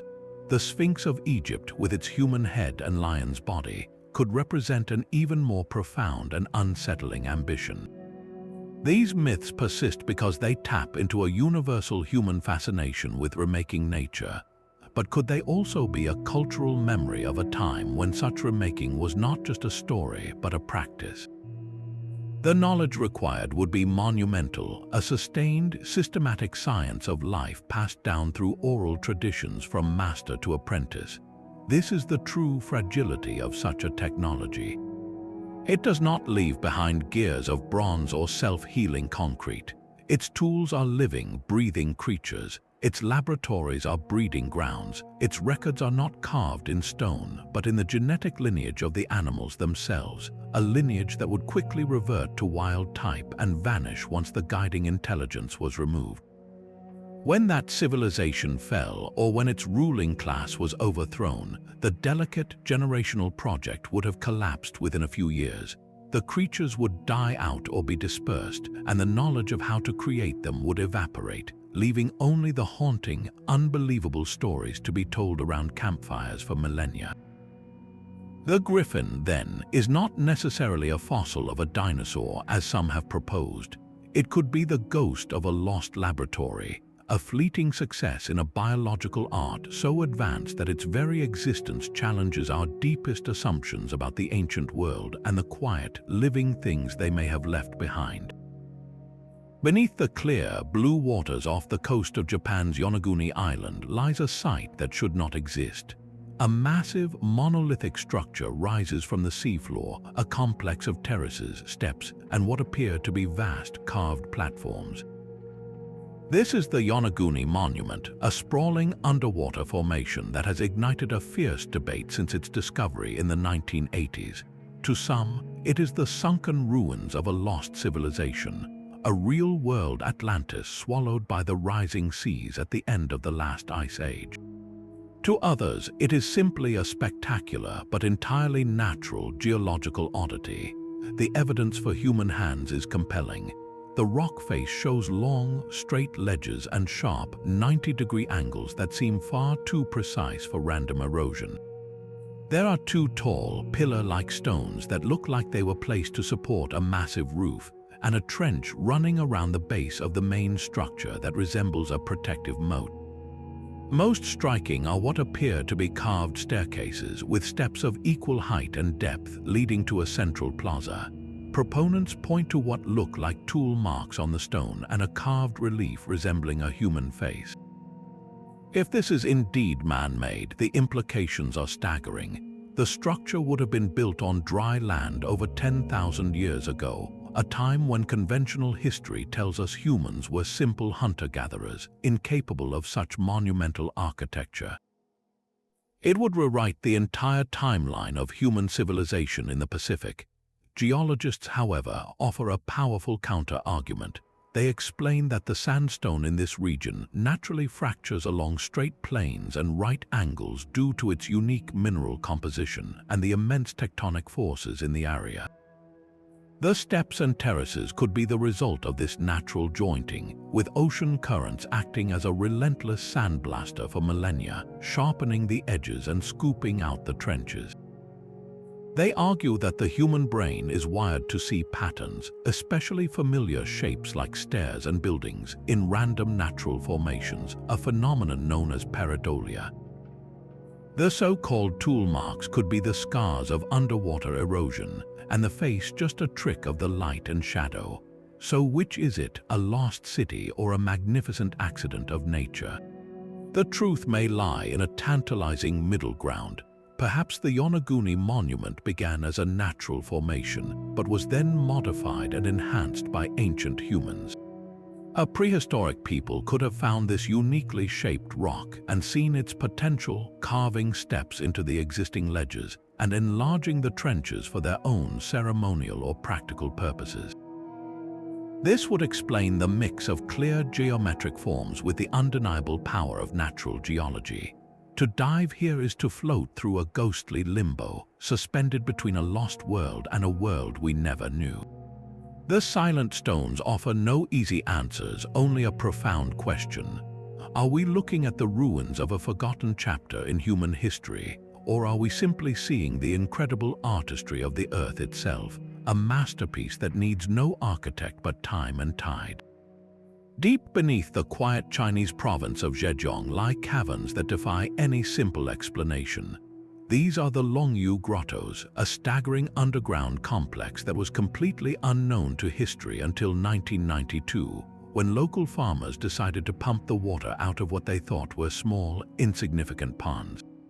What they revealed was not a natural cave system, but something entirely different. They found immense hand-carved chambers, each the size of a cathedral, supported by massive, uniformly carved pillars and adorned with a consistent pattern of parallel chisel marks covering every surface, from the walls to the soaring ceilings. The scale is almost incomprehensible. The volume of rock excavated to create just one of these 24 known grottos is estimated at nearly 1 million cubic feet. For the entire complex, that means someone or some vast organization deliberately removed millions upon millions of cubic meters of solid sandstone. And then they made it vanish. This is the first chilling part of the mystery. Where did all that stone go? A quarry operation of this magnitude would have left a mountain of debris somewhere nearby, a spoil heap visible for miles. Yet no such pile has ever been found. There is no record of this stone being used for local construction, no roads or foundations made from this distinctive rock.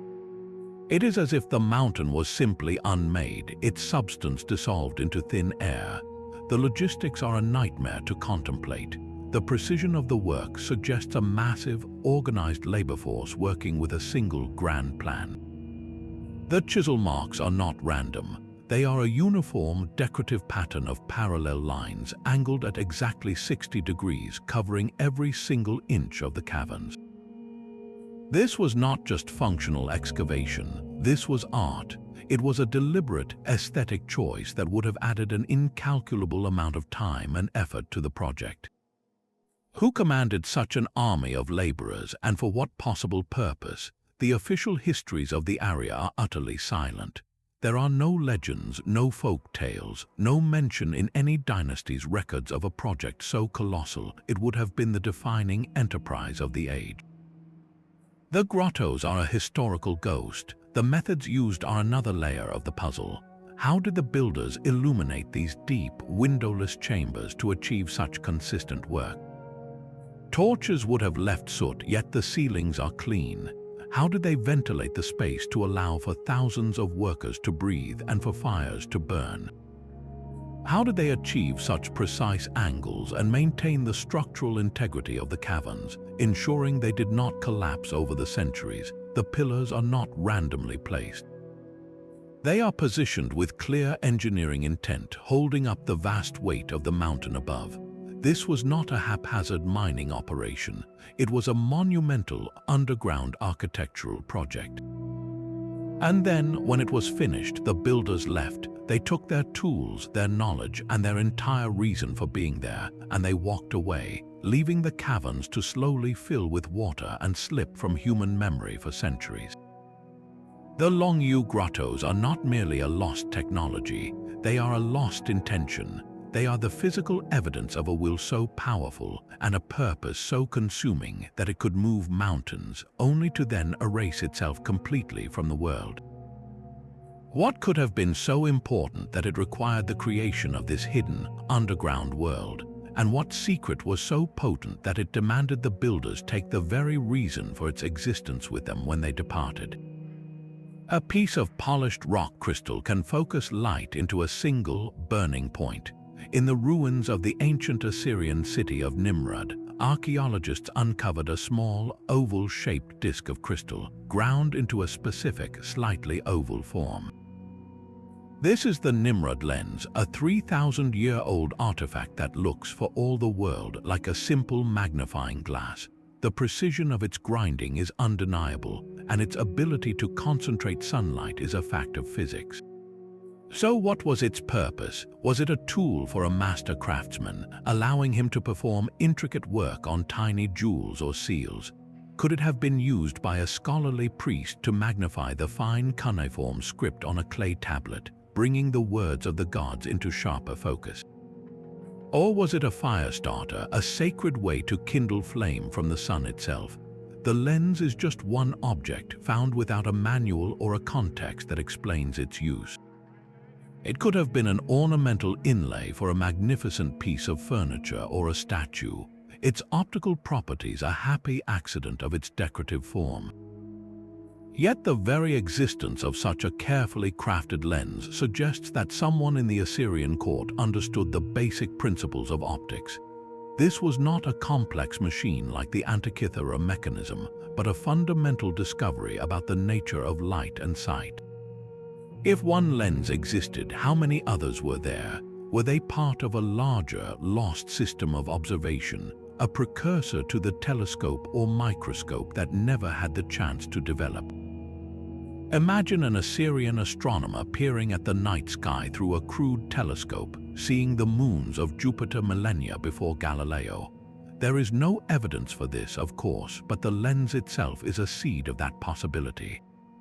Its solitary nature is what makes it so haunting. It is a single data point, a glimpse of a path not taken.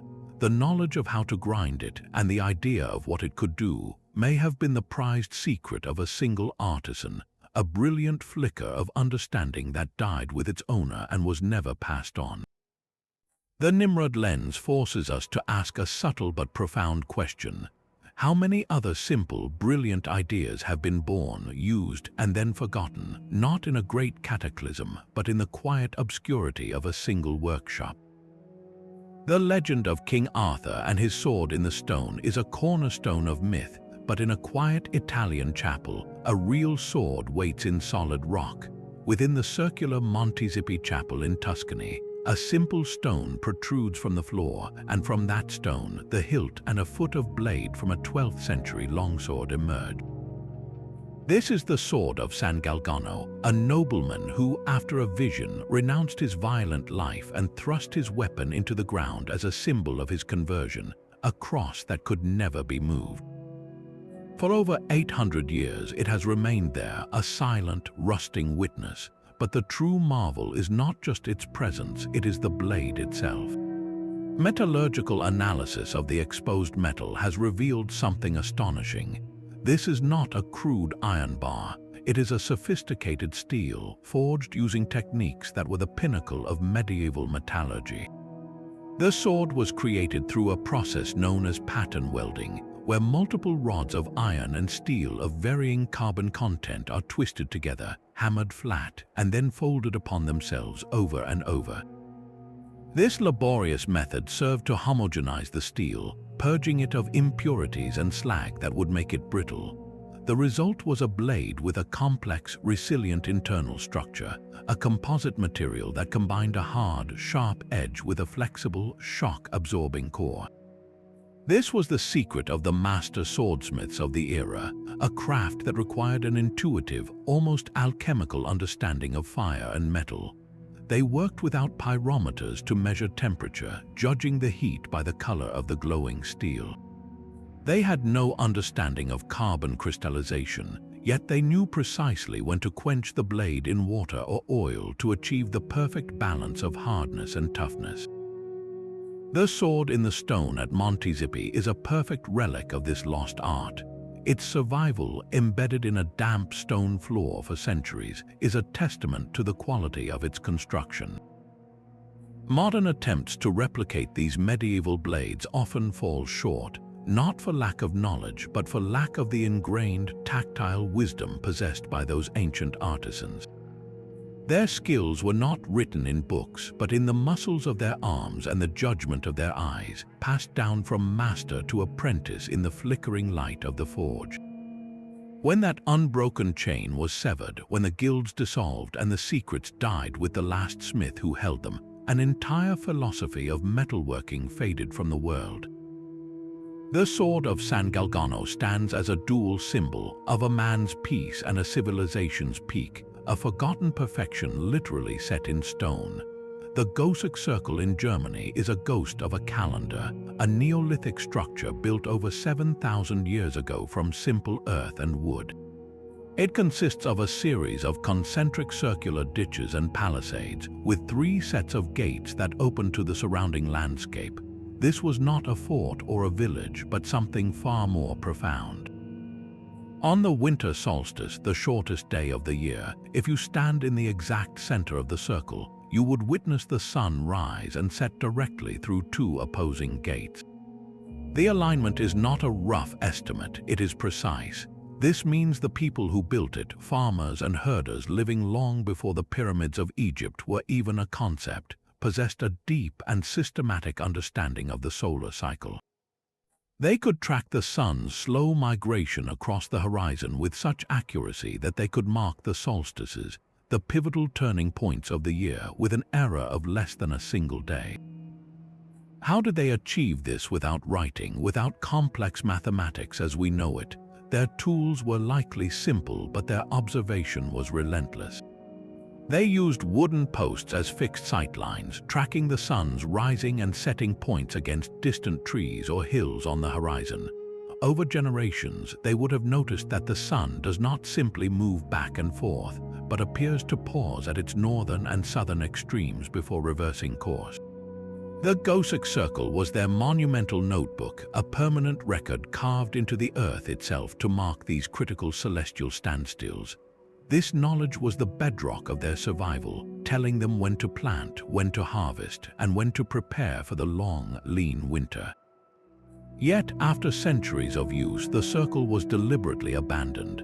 The gates were sealed, and the site was left to the elements. Why would a culture abandon such a vital and sophisticated tool?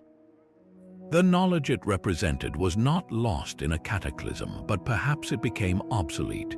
As societies grew more complex, this intimate, local understanding of the heavens may have been absorbed into a more centralized priesthood or a different calendar system. The need for every community to have its own giant solar clock might have faded. The Goseck Circle is a silent monument to a time when humanity's most advanced technology was a conversation with the sky, a dialogue so fundamental that when it ended, the very memory of how to speak its language was slowly buried by the turning of the soil. A single silver coin can hold the weight of an entire ocean. On the coast of Maine, at a well-documented Native American settlement site, archaeologists made a discovery that should not have been there. It was a small, worn silver coin, later identified as a Norse penny from the 11th century. This was not just any old coin. It was minted in Norway between 1065 and 1080, a time when Viking longships were exploring the icy shores of Greenland and making landfall in a place they called Vinland. The site where it was found, however, was not a Norse camp. It was a bustling settlement of the Penobscot people, and the coin was nestled among thousands of their own artifacts, dated to over a century before Christopher Columbus would ever set sail. The implications are electric. This tiny piece of silver is physical, tangible evidence that could rewrite the story of human contact between the continents. It suggests that Norse explorers, either directly or through a long chain of native trade networks stretching down the coast, reached far further into North America than the ruins of their small outpost in Newfoundland would imply. Here was a coin that had sailed across the Atlantic, passed from hand to hand, until it was finally lost in the soil of the New World, a silent witness to a meeting of two worlds. But such a profound claim requires profound proof, and the main penny is shrouded in controversy. The primary argument against its authenticity is the possibility of a modern hoax. Could the coin have been accidentally or deliberately planted at the site? The archaeologist who discovered it was a respected professional, but the excavation in the 1950s-60s did not use the same meticulous screening techniques common today. Skeptics point out that only one such coin was ever found. If there was active trade, would there not be more? Norse artifacts like nails, tools, or other coins should litter the site, yet the main penny stands utterly alone. It feels like a ghost that arrived a millennium too soon. The debate hinges on this fragility of evidence. A single object is a data point of one, vulnerable to doubt and alternative explanations. It is not a sunken longship or an abandoned settlement. It is a whisper. If it is genuine, it proves that the Viking exploration of North America was not an isolated, failed event, but part of a broader, if fleeting, interaction with the indigenous peoples of the continent. It means that knowledge of the wider world was circulating here long before European monarchs ever drew their maps. But if it is a plant, then it is a cruel trick of history, a red herring that taunts us with a possibility that never was. The main penny sits in a museum, a small, silent, and deeply contentious object. It challenges us to decide what we are willing to believe on the basis of a single, lost piece of silver. How many other clues, just as fragile, have we already overlooked or dismissed simply because they dared to stand alone? The silent, desolate sands of China's Tarim Basin hold bodies that should not be there. For 4,000 years, the dry desert air preserved a group of mummies with startlingly Caucasian features, their long noses, red and blonde hair, and tall frames perfectly intact. They were not dressed in Chinese silks, but in brilliantly colored woolen garments, cloaks, and felted hats. Here, in the heart of Asia, lay people of European descent, buried millennia before the Silk Road was ever established. Their very existence rewrites the map of ancient human migration, proving that East and West were connected in profound and unexpected ways long before history books say they were. But the true marvel is not just who they were, but what they wore. Their clothing reveals a technology of cloth that rivals anything in the ancient world. These were not simple, rough-spun tunics. They are sophisticated textiles woven on complex looms into a vibrant tapestry of crimsons, deep blues, and earthy browns. Most astonishing of all are the patterns. Some of the mummies were buried in finely woven twill cloth featuring a distinct, familiar plaid, a tartan pattern that would not look out of place in the Scottish Highlands. This was not a crude imitation. The precision of the checks, the consistency of the dye, and the complexity of the weave speak to a mastery of the entire textile process, from animal husbandry and plant dyeing to advanced loom technology. How did this knowledge cross continents? The tartan suggests a shared technological heritage, a common thread of craftsmanship that linked disparate cultures across unimaginable distances. These weavers understood how to create tension on a loom to produce a tight, durable fabric. They knew the secrets of mordants, the chemical compounds that fix dye to wool, allowing these stunning colors to survive for 4,000 years. The existence of these textiles in the Tarim Basin shatters the old narrative of a China isolated behind its mountains. Instead, we see a crossroads, a melting pot where technologies and styles were exchanged freely. The mummies themselves are a mystery, but their clothes are the evidence. They are a lost catalogue of techniques, a frozen moment in the history of human ingenuity. Why did this specific style of weaving, so advanced and so beautiful, vanish from this region? As cultures shifted and new powers rose, the delicate network of trade and communication that sustained this textile tradition may have simply frayed and snapped. The looms fell silent, the dye recipes were forgotten, and the vibrant plaids were slowly buried by the relentless sand, leaving only these silent, well-dressed witnesses to a forgotten world of connection. A single book can hold a legend so heavy it feels like it might crush the shelves. The Codex Gigas, known to history as the Devil's Bible, is a manuscript of such immense scale and eerie uniformity that its very existence seems to challenge the limits of human endurance. Created in a Bohemian monastery during the early 13th century, this colossal book weighs nearly 165 pounds. It is a complete library bound into a single volume containing the entire Latin Vulgate Bible, historical chronicles, medical texts, and spells for exorcism. But the true mystery is not just its content, but its creation. The legend claims it was written by a single monk in just one night, a feat so impossible he could only have accomplished it with the direct aid of the devil. While the story is a fireside tale, the physical reality of the Codex is almost as baffling. Every single page, all 310 of them, displays the same remarkably consistent, unwavering handwriting. The ink color and flow are uniform from start to finish, as if the entire work was poured onto the page in one continuous, uninterrupted stream of thought. This level of consistency is unheard of in medieval manuscripts, which were usually the work of many scribes over many years. To produce this by oneself would mean writing for 10 to 12 hours a day, every day, for an estimated 5 years without a single lapse in style, a single tired flourish, or a change in the quill's pressure. The physical materials alone represent a monumental effort. Each page is made from the skin of a donkey or a calf, requiring the hides of an estimated 160 animals to complete the book. Imagine the process, the endless preparation of vellum, scraping and stretching each skin to a perfect, uniform thinness. The monk would have had to mix his ink in vast, consistent batches, sharpening his quills with a ritualistic precision to maintain that unbroken script. This was not a feat of demonic magic, but a triumph of almost superhuman monastic dedication, a will so focused it could silence the passage of time itself. So what was lost here, if not a literal pact with the devil?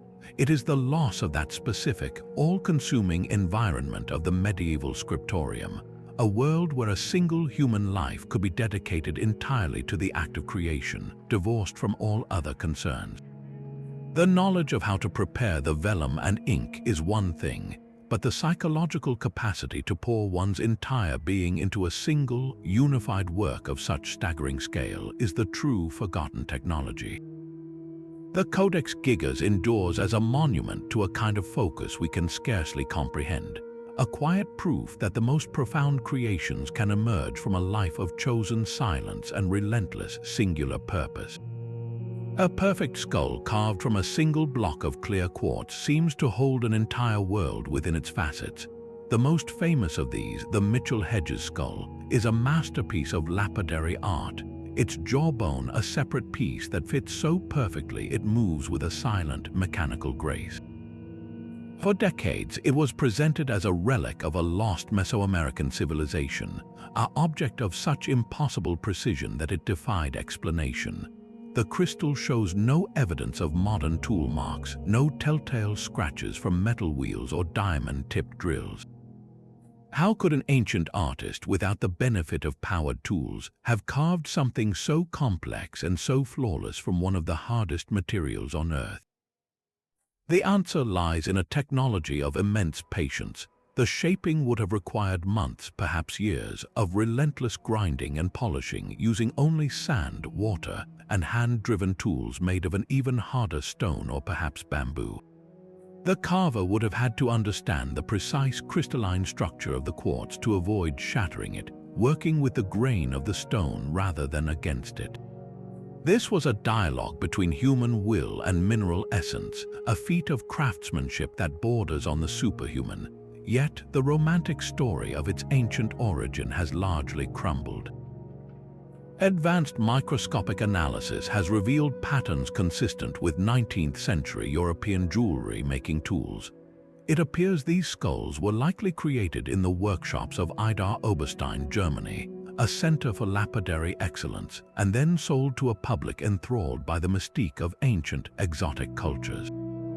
So why does the legend of the crystal skulls persist with such power? They tap into a deeper, more universal fascination, the idea that crystals themselves could be a form of lost technology. Ancient cultures from the Maya to the Egyptians revered crystals, believing they could store energy, focus thought, or even record information. While we may dismiss the skulls as modern fakes, their enduring appeal speaks to a tantalizing possibility. What if the true lost technology was not the carving of the skulls themselves, but a forgotten understanding of the latent properties of crystalline structures? Could the ancients have seen something in the ordered lattice of a quartz crystal that we are only now, with our silicon chips and lasers, beginning to rediscover?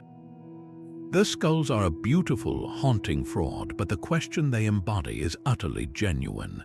Gravity seems to have been defied in a quiet temple hall in southern India. At the Virabhadra temple in Lepakshi, among 70 pillars that firmly support the roof, one behaves entirely differently. It is known as the hanging pillar, and it does not quite reach the floor. A visitor can pass a thin piece of cloth or even their hand completely underneath its base, demonstrating a visible, breathtaking gap between the stone and the ground. This is not an illusion or a trick of perspective. The massive, ornately carved pillar is suspended from the ceiling, its weight perfectly balanced and transferred upward through a hidden web of stone connections. For centuries, this marvel has withstood earthquakes, vibrations, and the relentless passage of time, all while appearing to float on air. The secret lies in a profound understanding of structural mechanics and stone joinery that verges on the magical. The builders did not use mortar or metal clamps. Instead, they carved the entire hall, including this pillar, from a single, living outcrop of granite. The hanging pillar is not a separate piece inserted later, but an integral part of a monolithic masterpiece. Its connection to the ceiling and the surrounding pillars is so cunningly designed that the loads are distributed across a network of stone beams and lintels, creating a stable equilibrium where the hanging pillar appears to be independent, yet is fundamentally supported by the entire structure. This was not a happy accident. It was the result of precise calculations and a tactile, generational knowledge of how stone behaves under stress, a wisdom so deep it was felt in the hands as much as it was understood in the mind.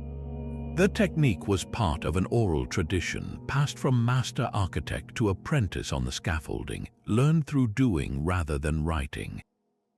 The formulas were not equations on parchment, but rules of thumb, specific angles and proportions that experience had proven would stand for 1,000 years. When the patronage for such grand temples faded and the guilds of these master builders dissolved, the intricate, unrecorded knowledge of how to make stone float simply vanished. We can analyze the hanging pillar with lasers and stress models, but we cannot replicate the school of thought that conceived it.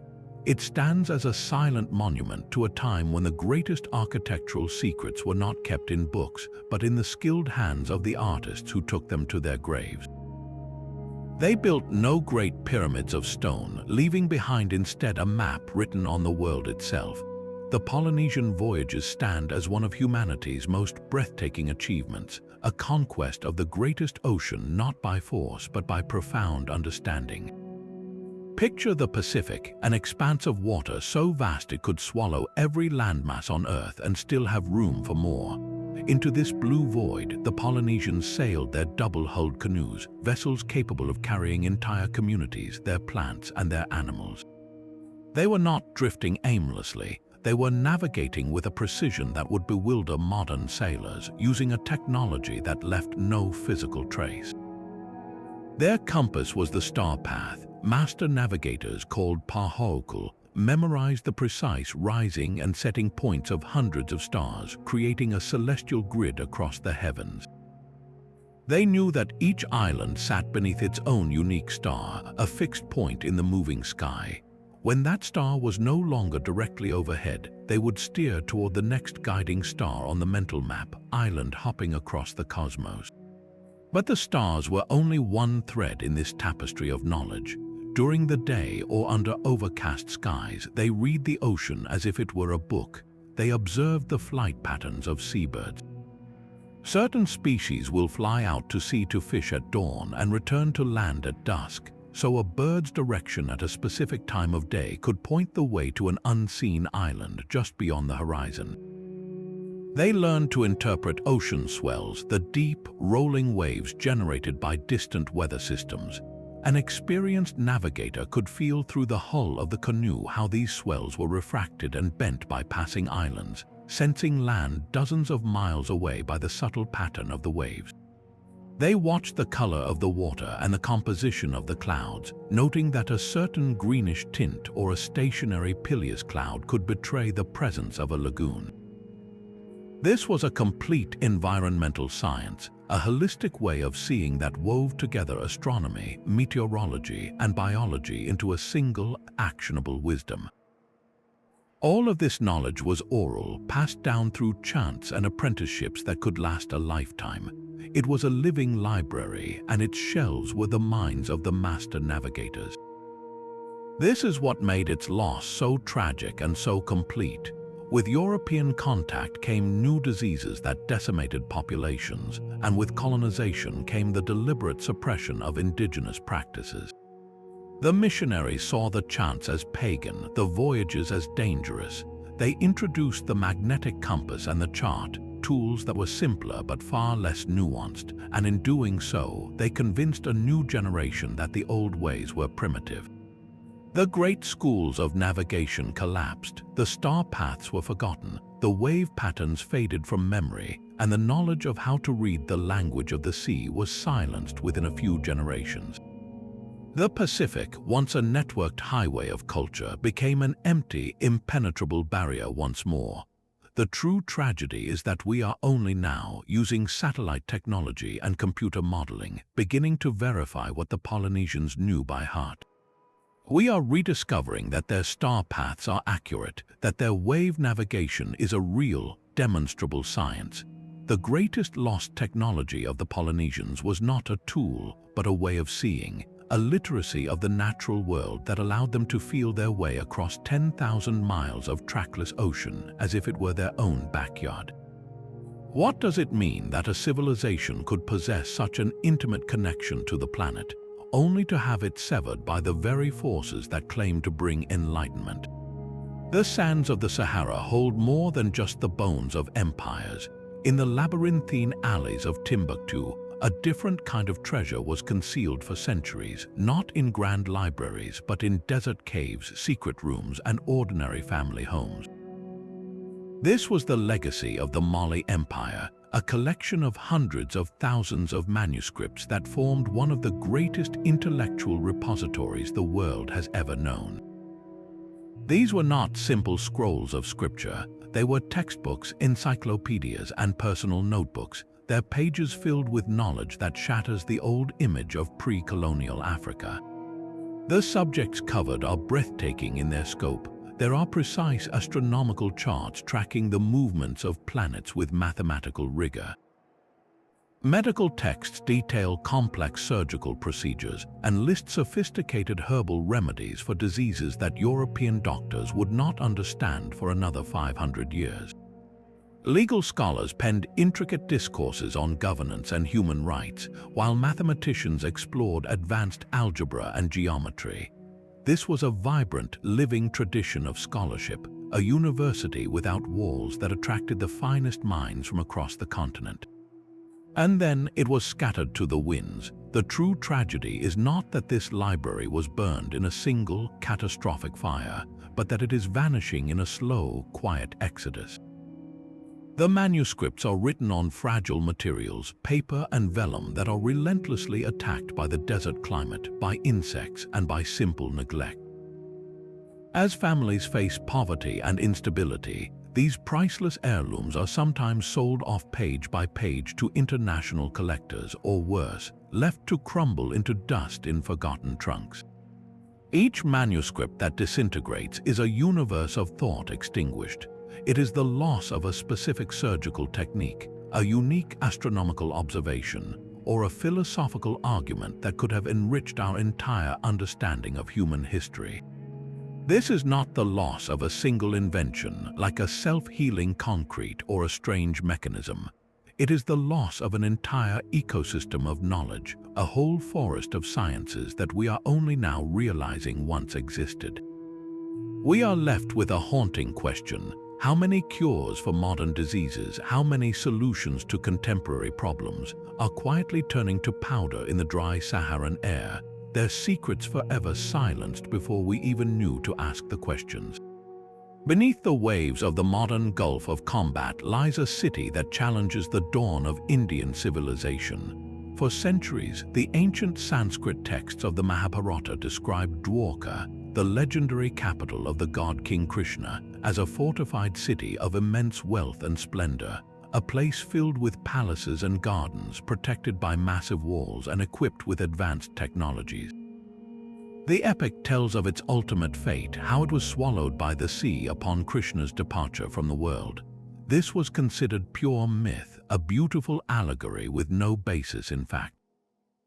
Then came the underwater discoveries. Marine archaeologists surveying the seabed off the coast of modern Dwarka began to find structures that were anything but natural. They mapped the outlines of massive stone walls stretching for hundreds of meters, forming geometric patterns that spoke of deliberate urban planning. They found pillars, stone anchors, and the foundations of what appeared to be a large port complex. The artifacts recovered from the site were even more telling, including pottery shards, beads, and stone tools that were initially dated to a time that shocked the archaeological world. Some of the earliest findings suggested the site could be as old as 7,500 years, a date that would push back the timeline for complex urban settlements in the region by millennia.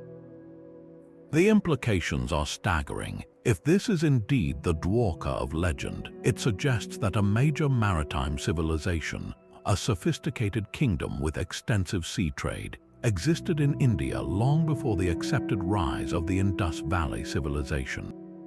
This was not a small village, but a sprawling, fortified port city, designed to withstand the ocean's fury and facilitate trade across the ancient world.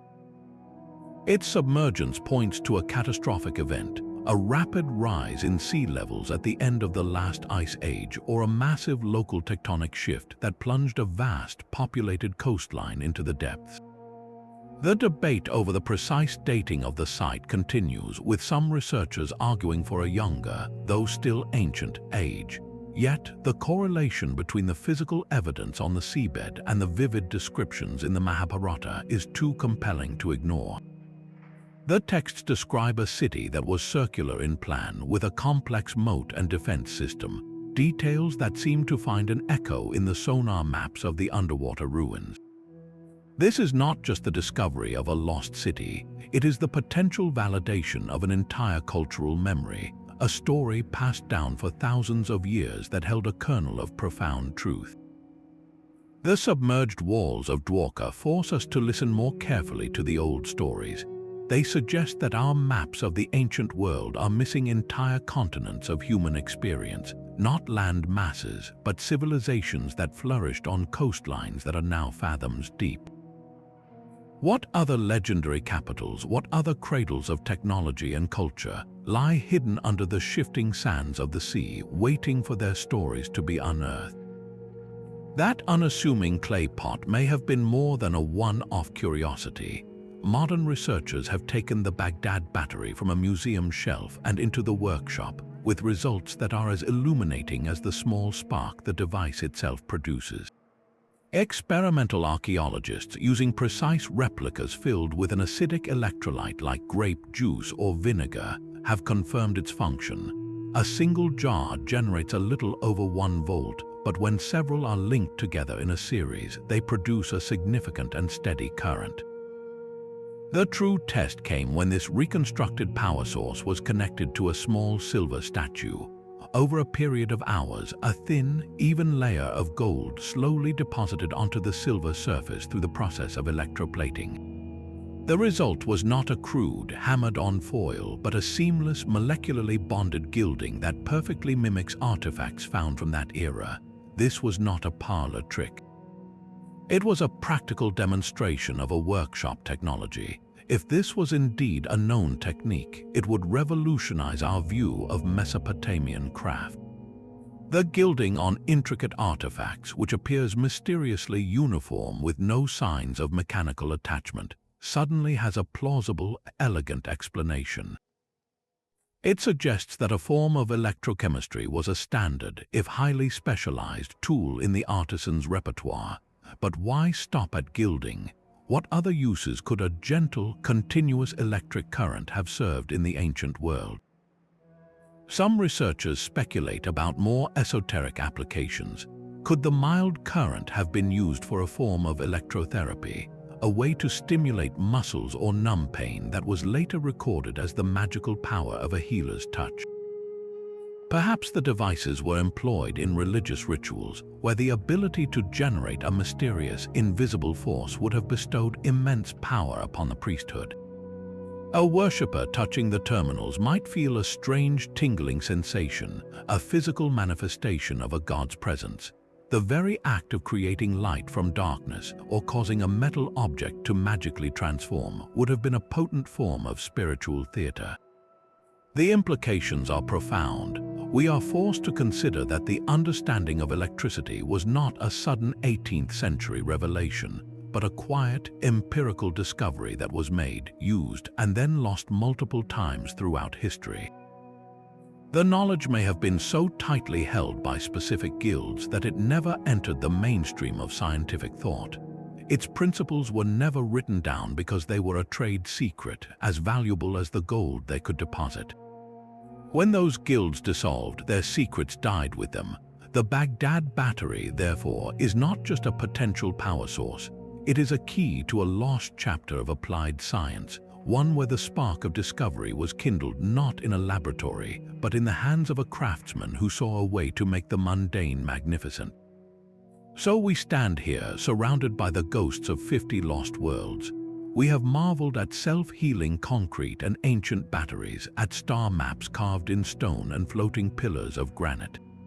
Yet the most profound mystery may not be any single object, but the pattern itself. Why does this keep happening? How can entire systems of knowledge, from Polynesian navigation to Roman metallurgy, simply vanish from the human mind? This points to a final, chilling possibility. What if the greatest lost technology is not a thing, but a state of being, a way of thinking about the world that was systematically erased? We have been piecing together a puzzle, but we may have been missing the box it came in. The box is a global cataclysm of unimaginable scale. A growing body of scientific evidence points to a series of catastrophic events around 12,800 years ago, a period known as the Younger Dryas. The hypothesis suggests that our planet was struck by fragments of a massive comet. The impacts would have been like 1,000 nuclear bombs detonating across the globe, instantly vaporizing ice sheets and triggering a firestorm that consumed continents. The soot from burning forests and the dust from the impacts would have shrouded the Earth in a thick, dark cloud for decades, blocking the sun and plunging the world into a deep freeze. This was not a slow ice age. This was a sudden, violent climate reversal that lasted for over 1,000 years. The resulting mega-tsunamis, some over 300 feet high, would have scoured coastlines clean, wiping out any civilization living near the shore, which is where most advanced societies would have settled. This is not just a theory for lost cities like Dwarka. It is a mechanism for a global reset. Imagine a sophisticated maritime culture, its knowledge of the stars and seas, its unique technologies for building and healing, all gone in a single terrible day. The survivors would have been thrown back into a Stone Age existence, huddled in caves, struggling simply to find food and warmth. In such a world, what use is the formula for Roman concrete? Who needs to know how to navigate by the waves when the sea is a raging, impassable wall of death? The knowledge that is preserved is not the most advanced, but the most practical for immediate survival. The intricate, specialized crafts die with the masters. The oral traditions are broken when the elders perish. The libraries, if they existed, are pulverized or submerged. This is not merely the loss of objects, it is the loss of context of the entire technological paradigm that gave those objects their meaning. We are left with the scattered, durable pieces, the concrete that would not crumble, the iron that would not rust, while the softer, more fragile knowledge of philosophy, medicine, and social organization turns to dust. This cycle of creation and annihilation forces us to reconsider our own place in history. We see progress as a straight, ascending line, but what if it is a spiral, or worse, a series of peaks and troughs? Our current technological civilization is just over a century old, a blink in geological time. We assume our knowledge is permanent, stored in the cloud and printed in books. But how many of our own technologies would survive a true global reset? If the power grid failed forever, if the internet vanished, how long would it take for the knowledge of a microchip or a vaccine to become as mythical as the Antikythera Mechanism? The true lost technology, then, may be resilience itself. It is the understanding that civilization is a fragile construct, and that the greatest achievement is not reaching for the stars, but learning how to build a world that can withstand the next winter, whatever form it may take. We have been digging up the artifacts of the last cycle. The question is, are we building the artifacts for the next 50 artifacts, each a ghost from a forgotten yesterday, have led us here? We have seen concrete that repairs itself and steel that never rusts, ancient batteries and celestial computers, all whispering a single, humbling truth. The story of human progress is not a straight, clean line from primitive to advanced. It is a tangled web of brilliance and amnesia, of peaks that were scaled and then completely abandoned. This journey dismantles the comfortable, linear timeline we were taught, a narrative that often places Europe at the pinnacle of a long, slow climb. These technologies did not originate in one place or time. They bloomed in the deserts of Mesopotamia, the islands of Greece, the mountains of Peru, and the deltas of India, proving that genius is a universal human trait, not the birthright of any single culture. The real pattern is not one of steady ascent, but of cycles. Civilizations rise, they reach dizzying heights of understanding, and then they fall. And when they fall, they do not simply pause. They forget. The knowledge that built self-healing domes and mapped the stars is as fragile as a papyrus scroll in a damp tomb. It can be lost in a single shipwreck, dissolved by the collapse of an empire, or silenced by the slow erosion of a tradition. We are left to wonder if our own civilization, with all its digital clouds and global networks, is any more permanent. What of our own wonders would survive a true collapse? Would a future archaeologist finding a smartphone sealed in rock dismiss it as an impossible artifact, a ghost from a time that could not have been? This is not a call for despair, but for curiosity.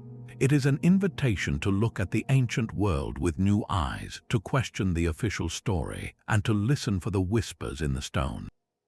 The past is not a closed book. It is a puzzle with most of the pieces still missing, so we turn the question to you. Which of these lost technologies haunts your imagination the most? Is it the lonely genius of the Antikythera Mechanism, the patient magic of Damascus steel, or the silent, sunken walls of Dwarka? Share your thoughts and let's continue this conversation, because the greatest discovery we can make is the realization of how much is still left to find.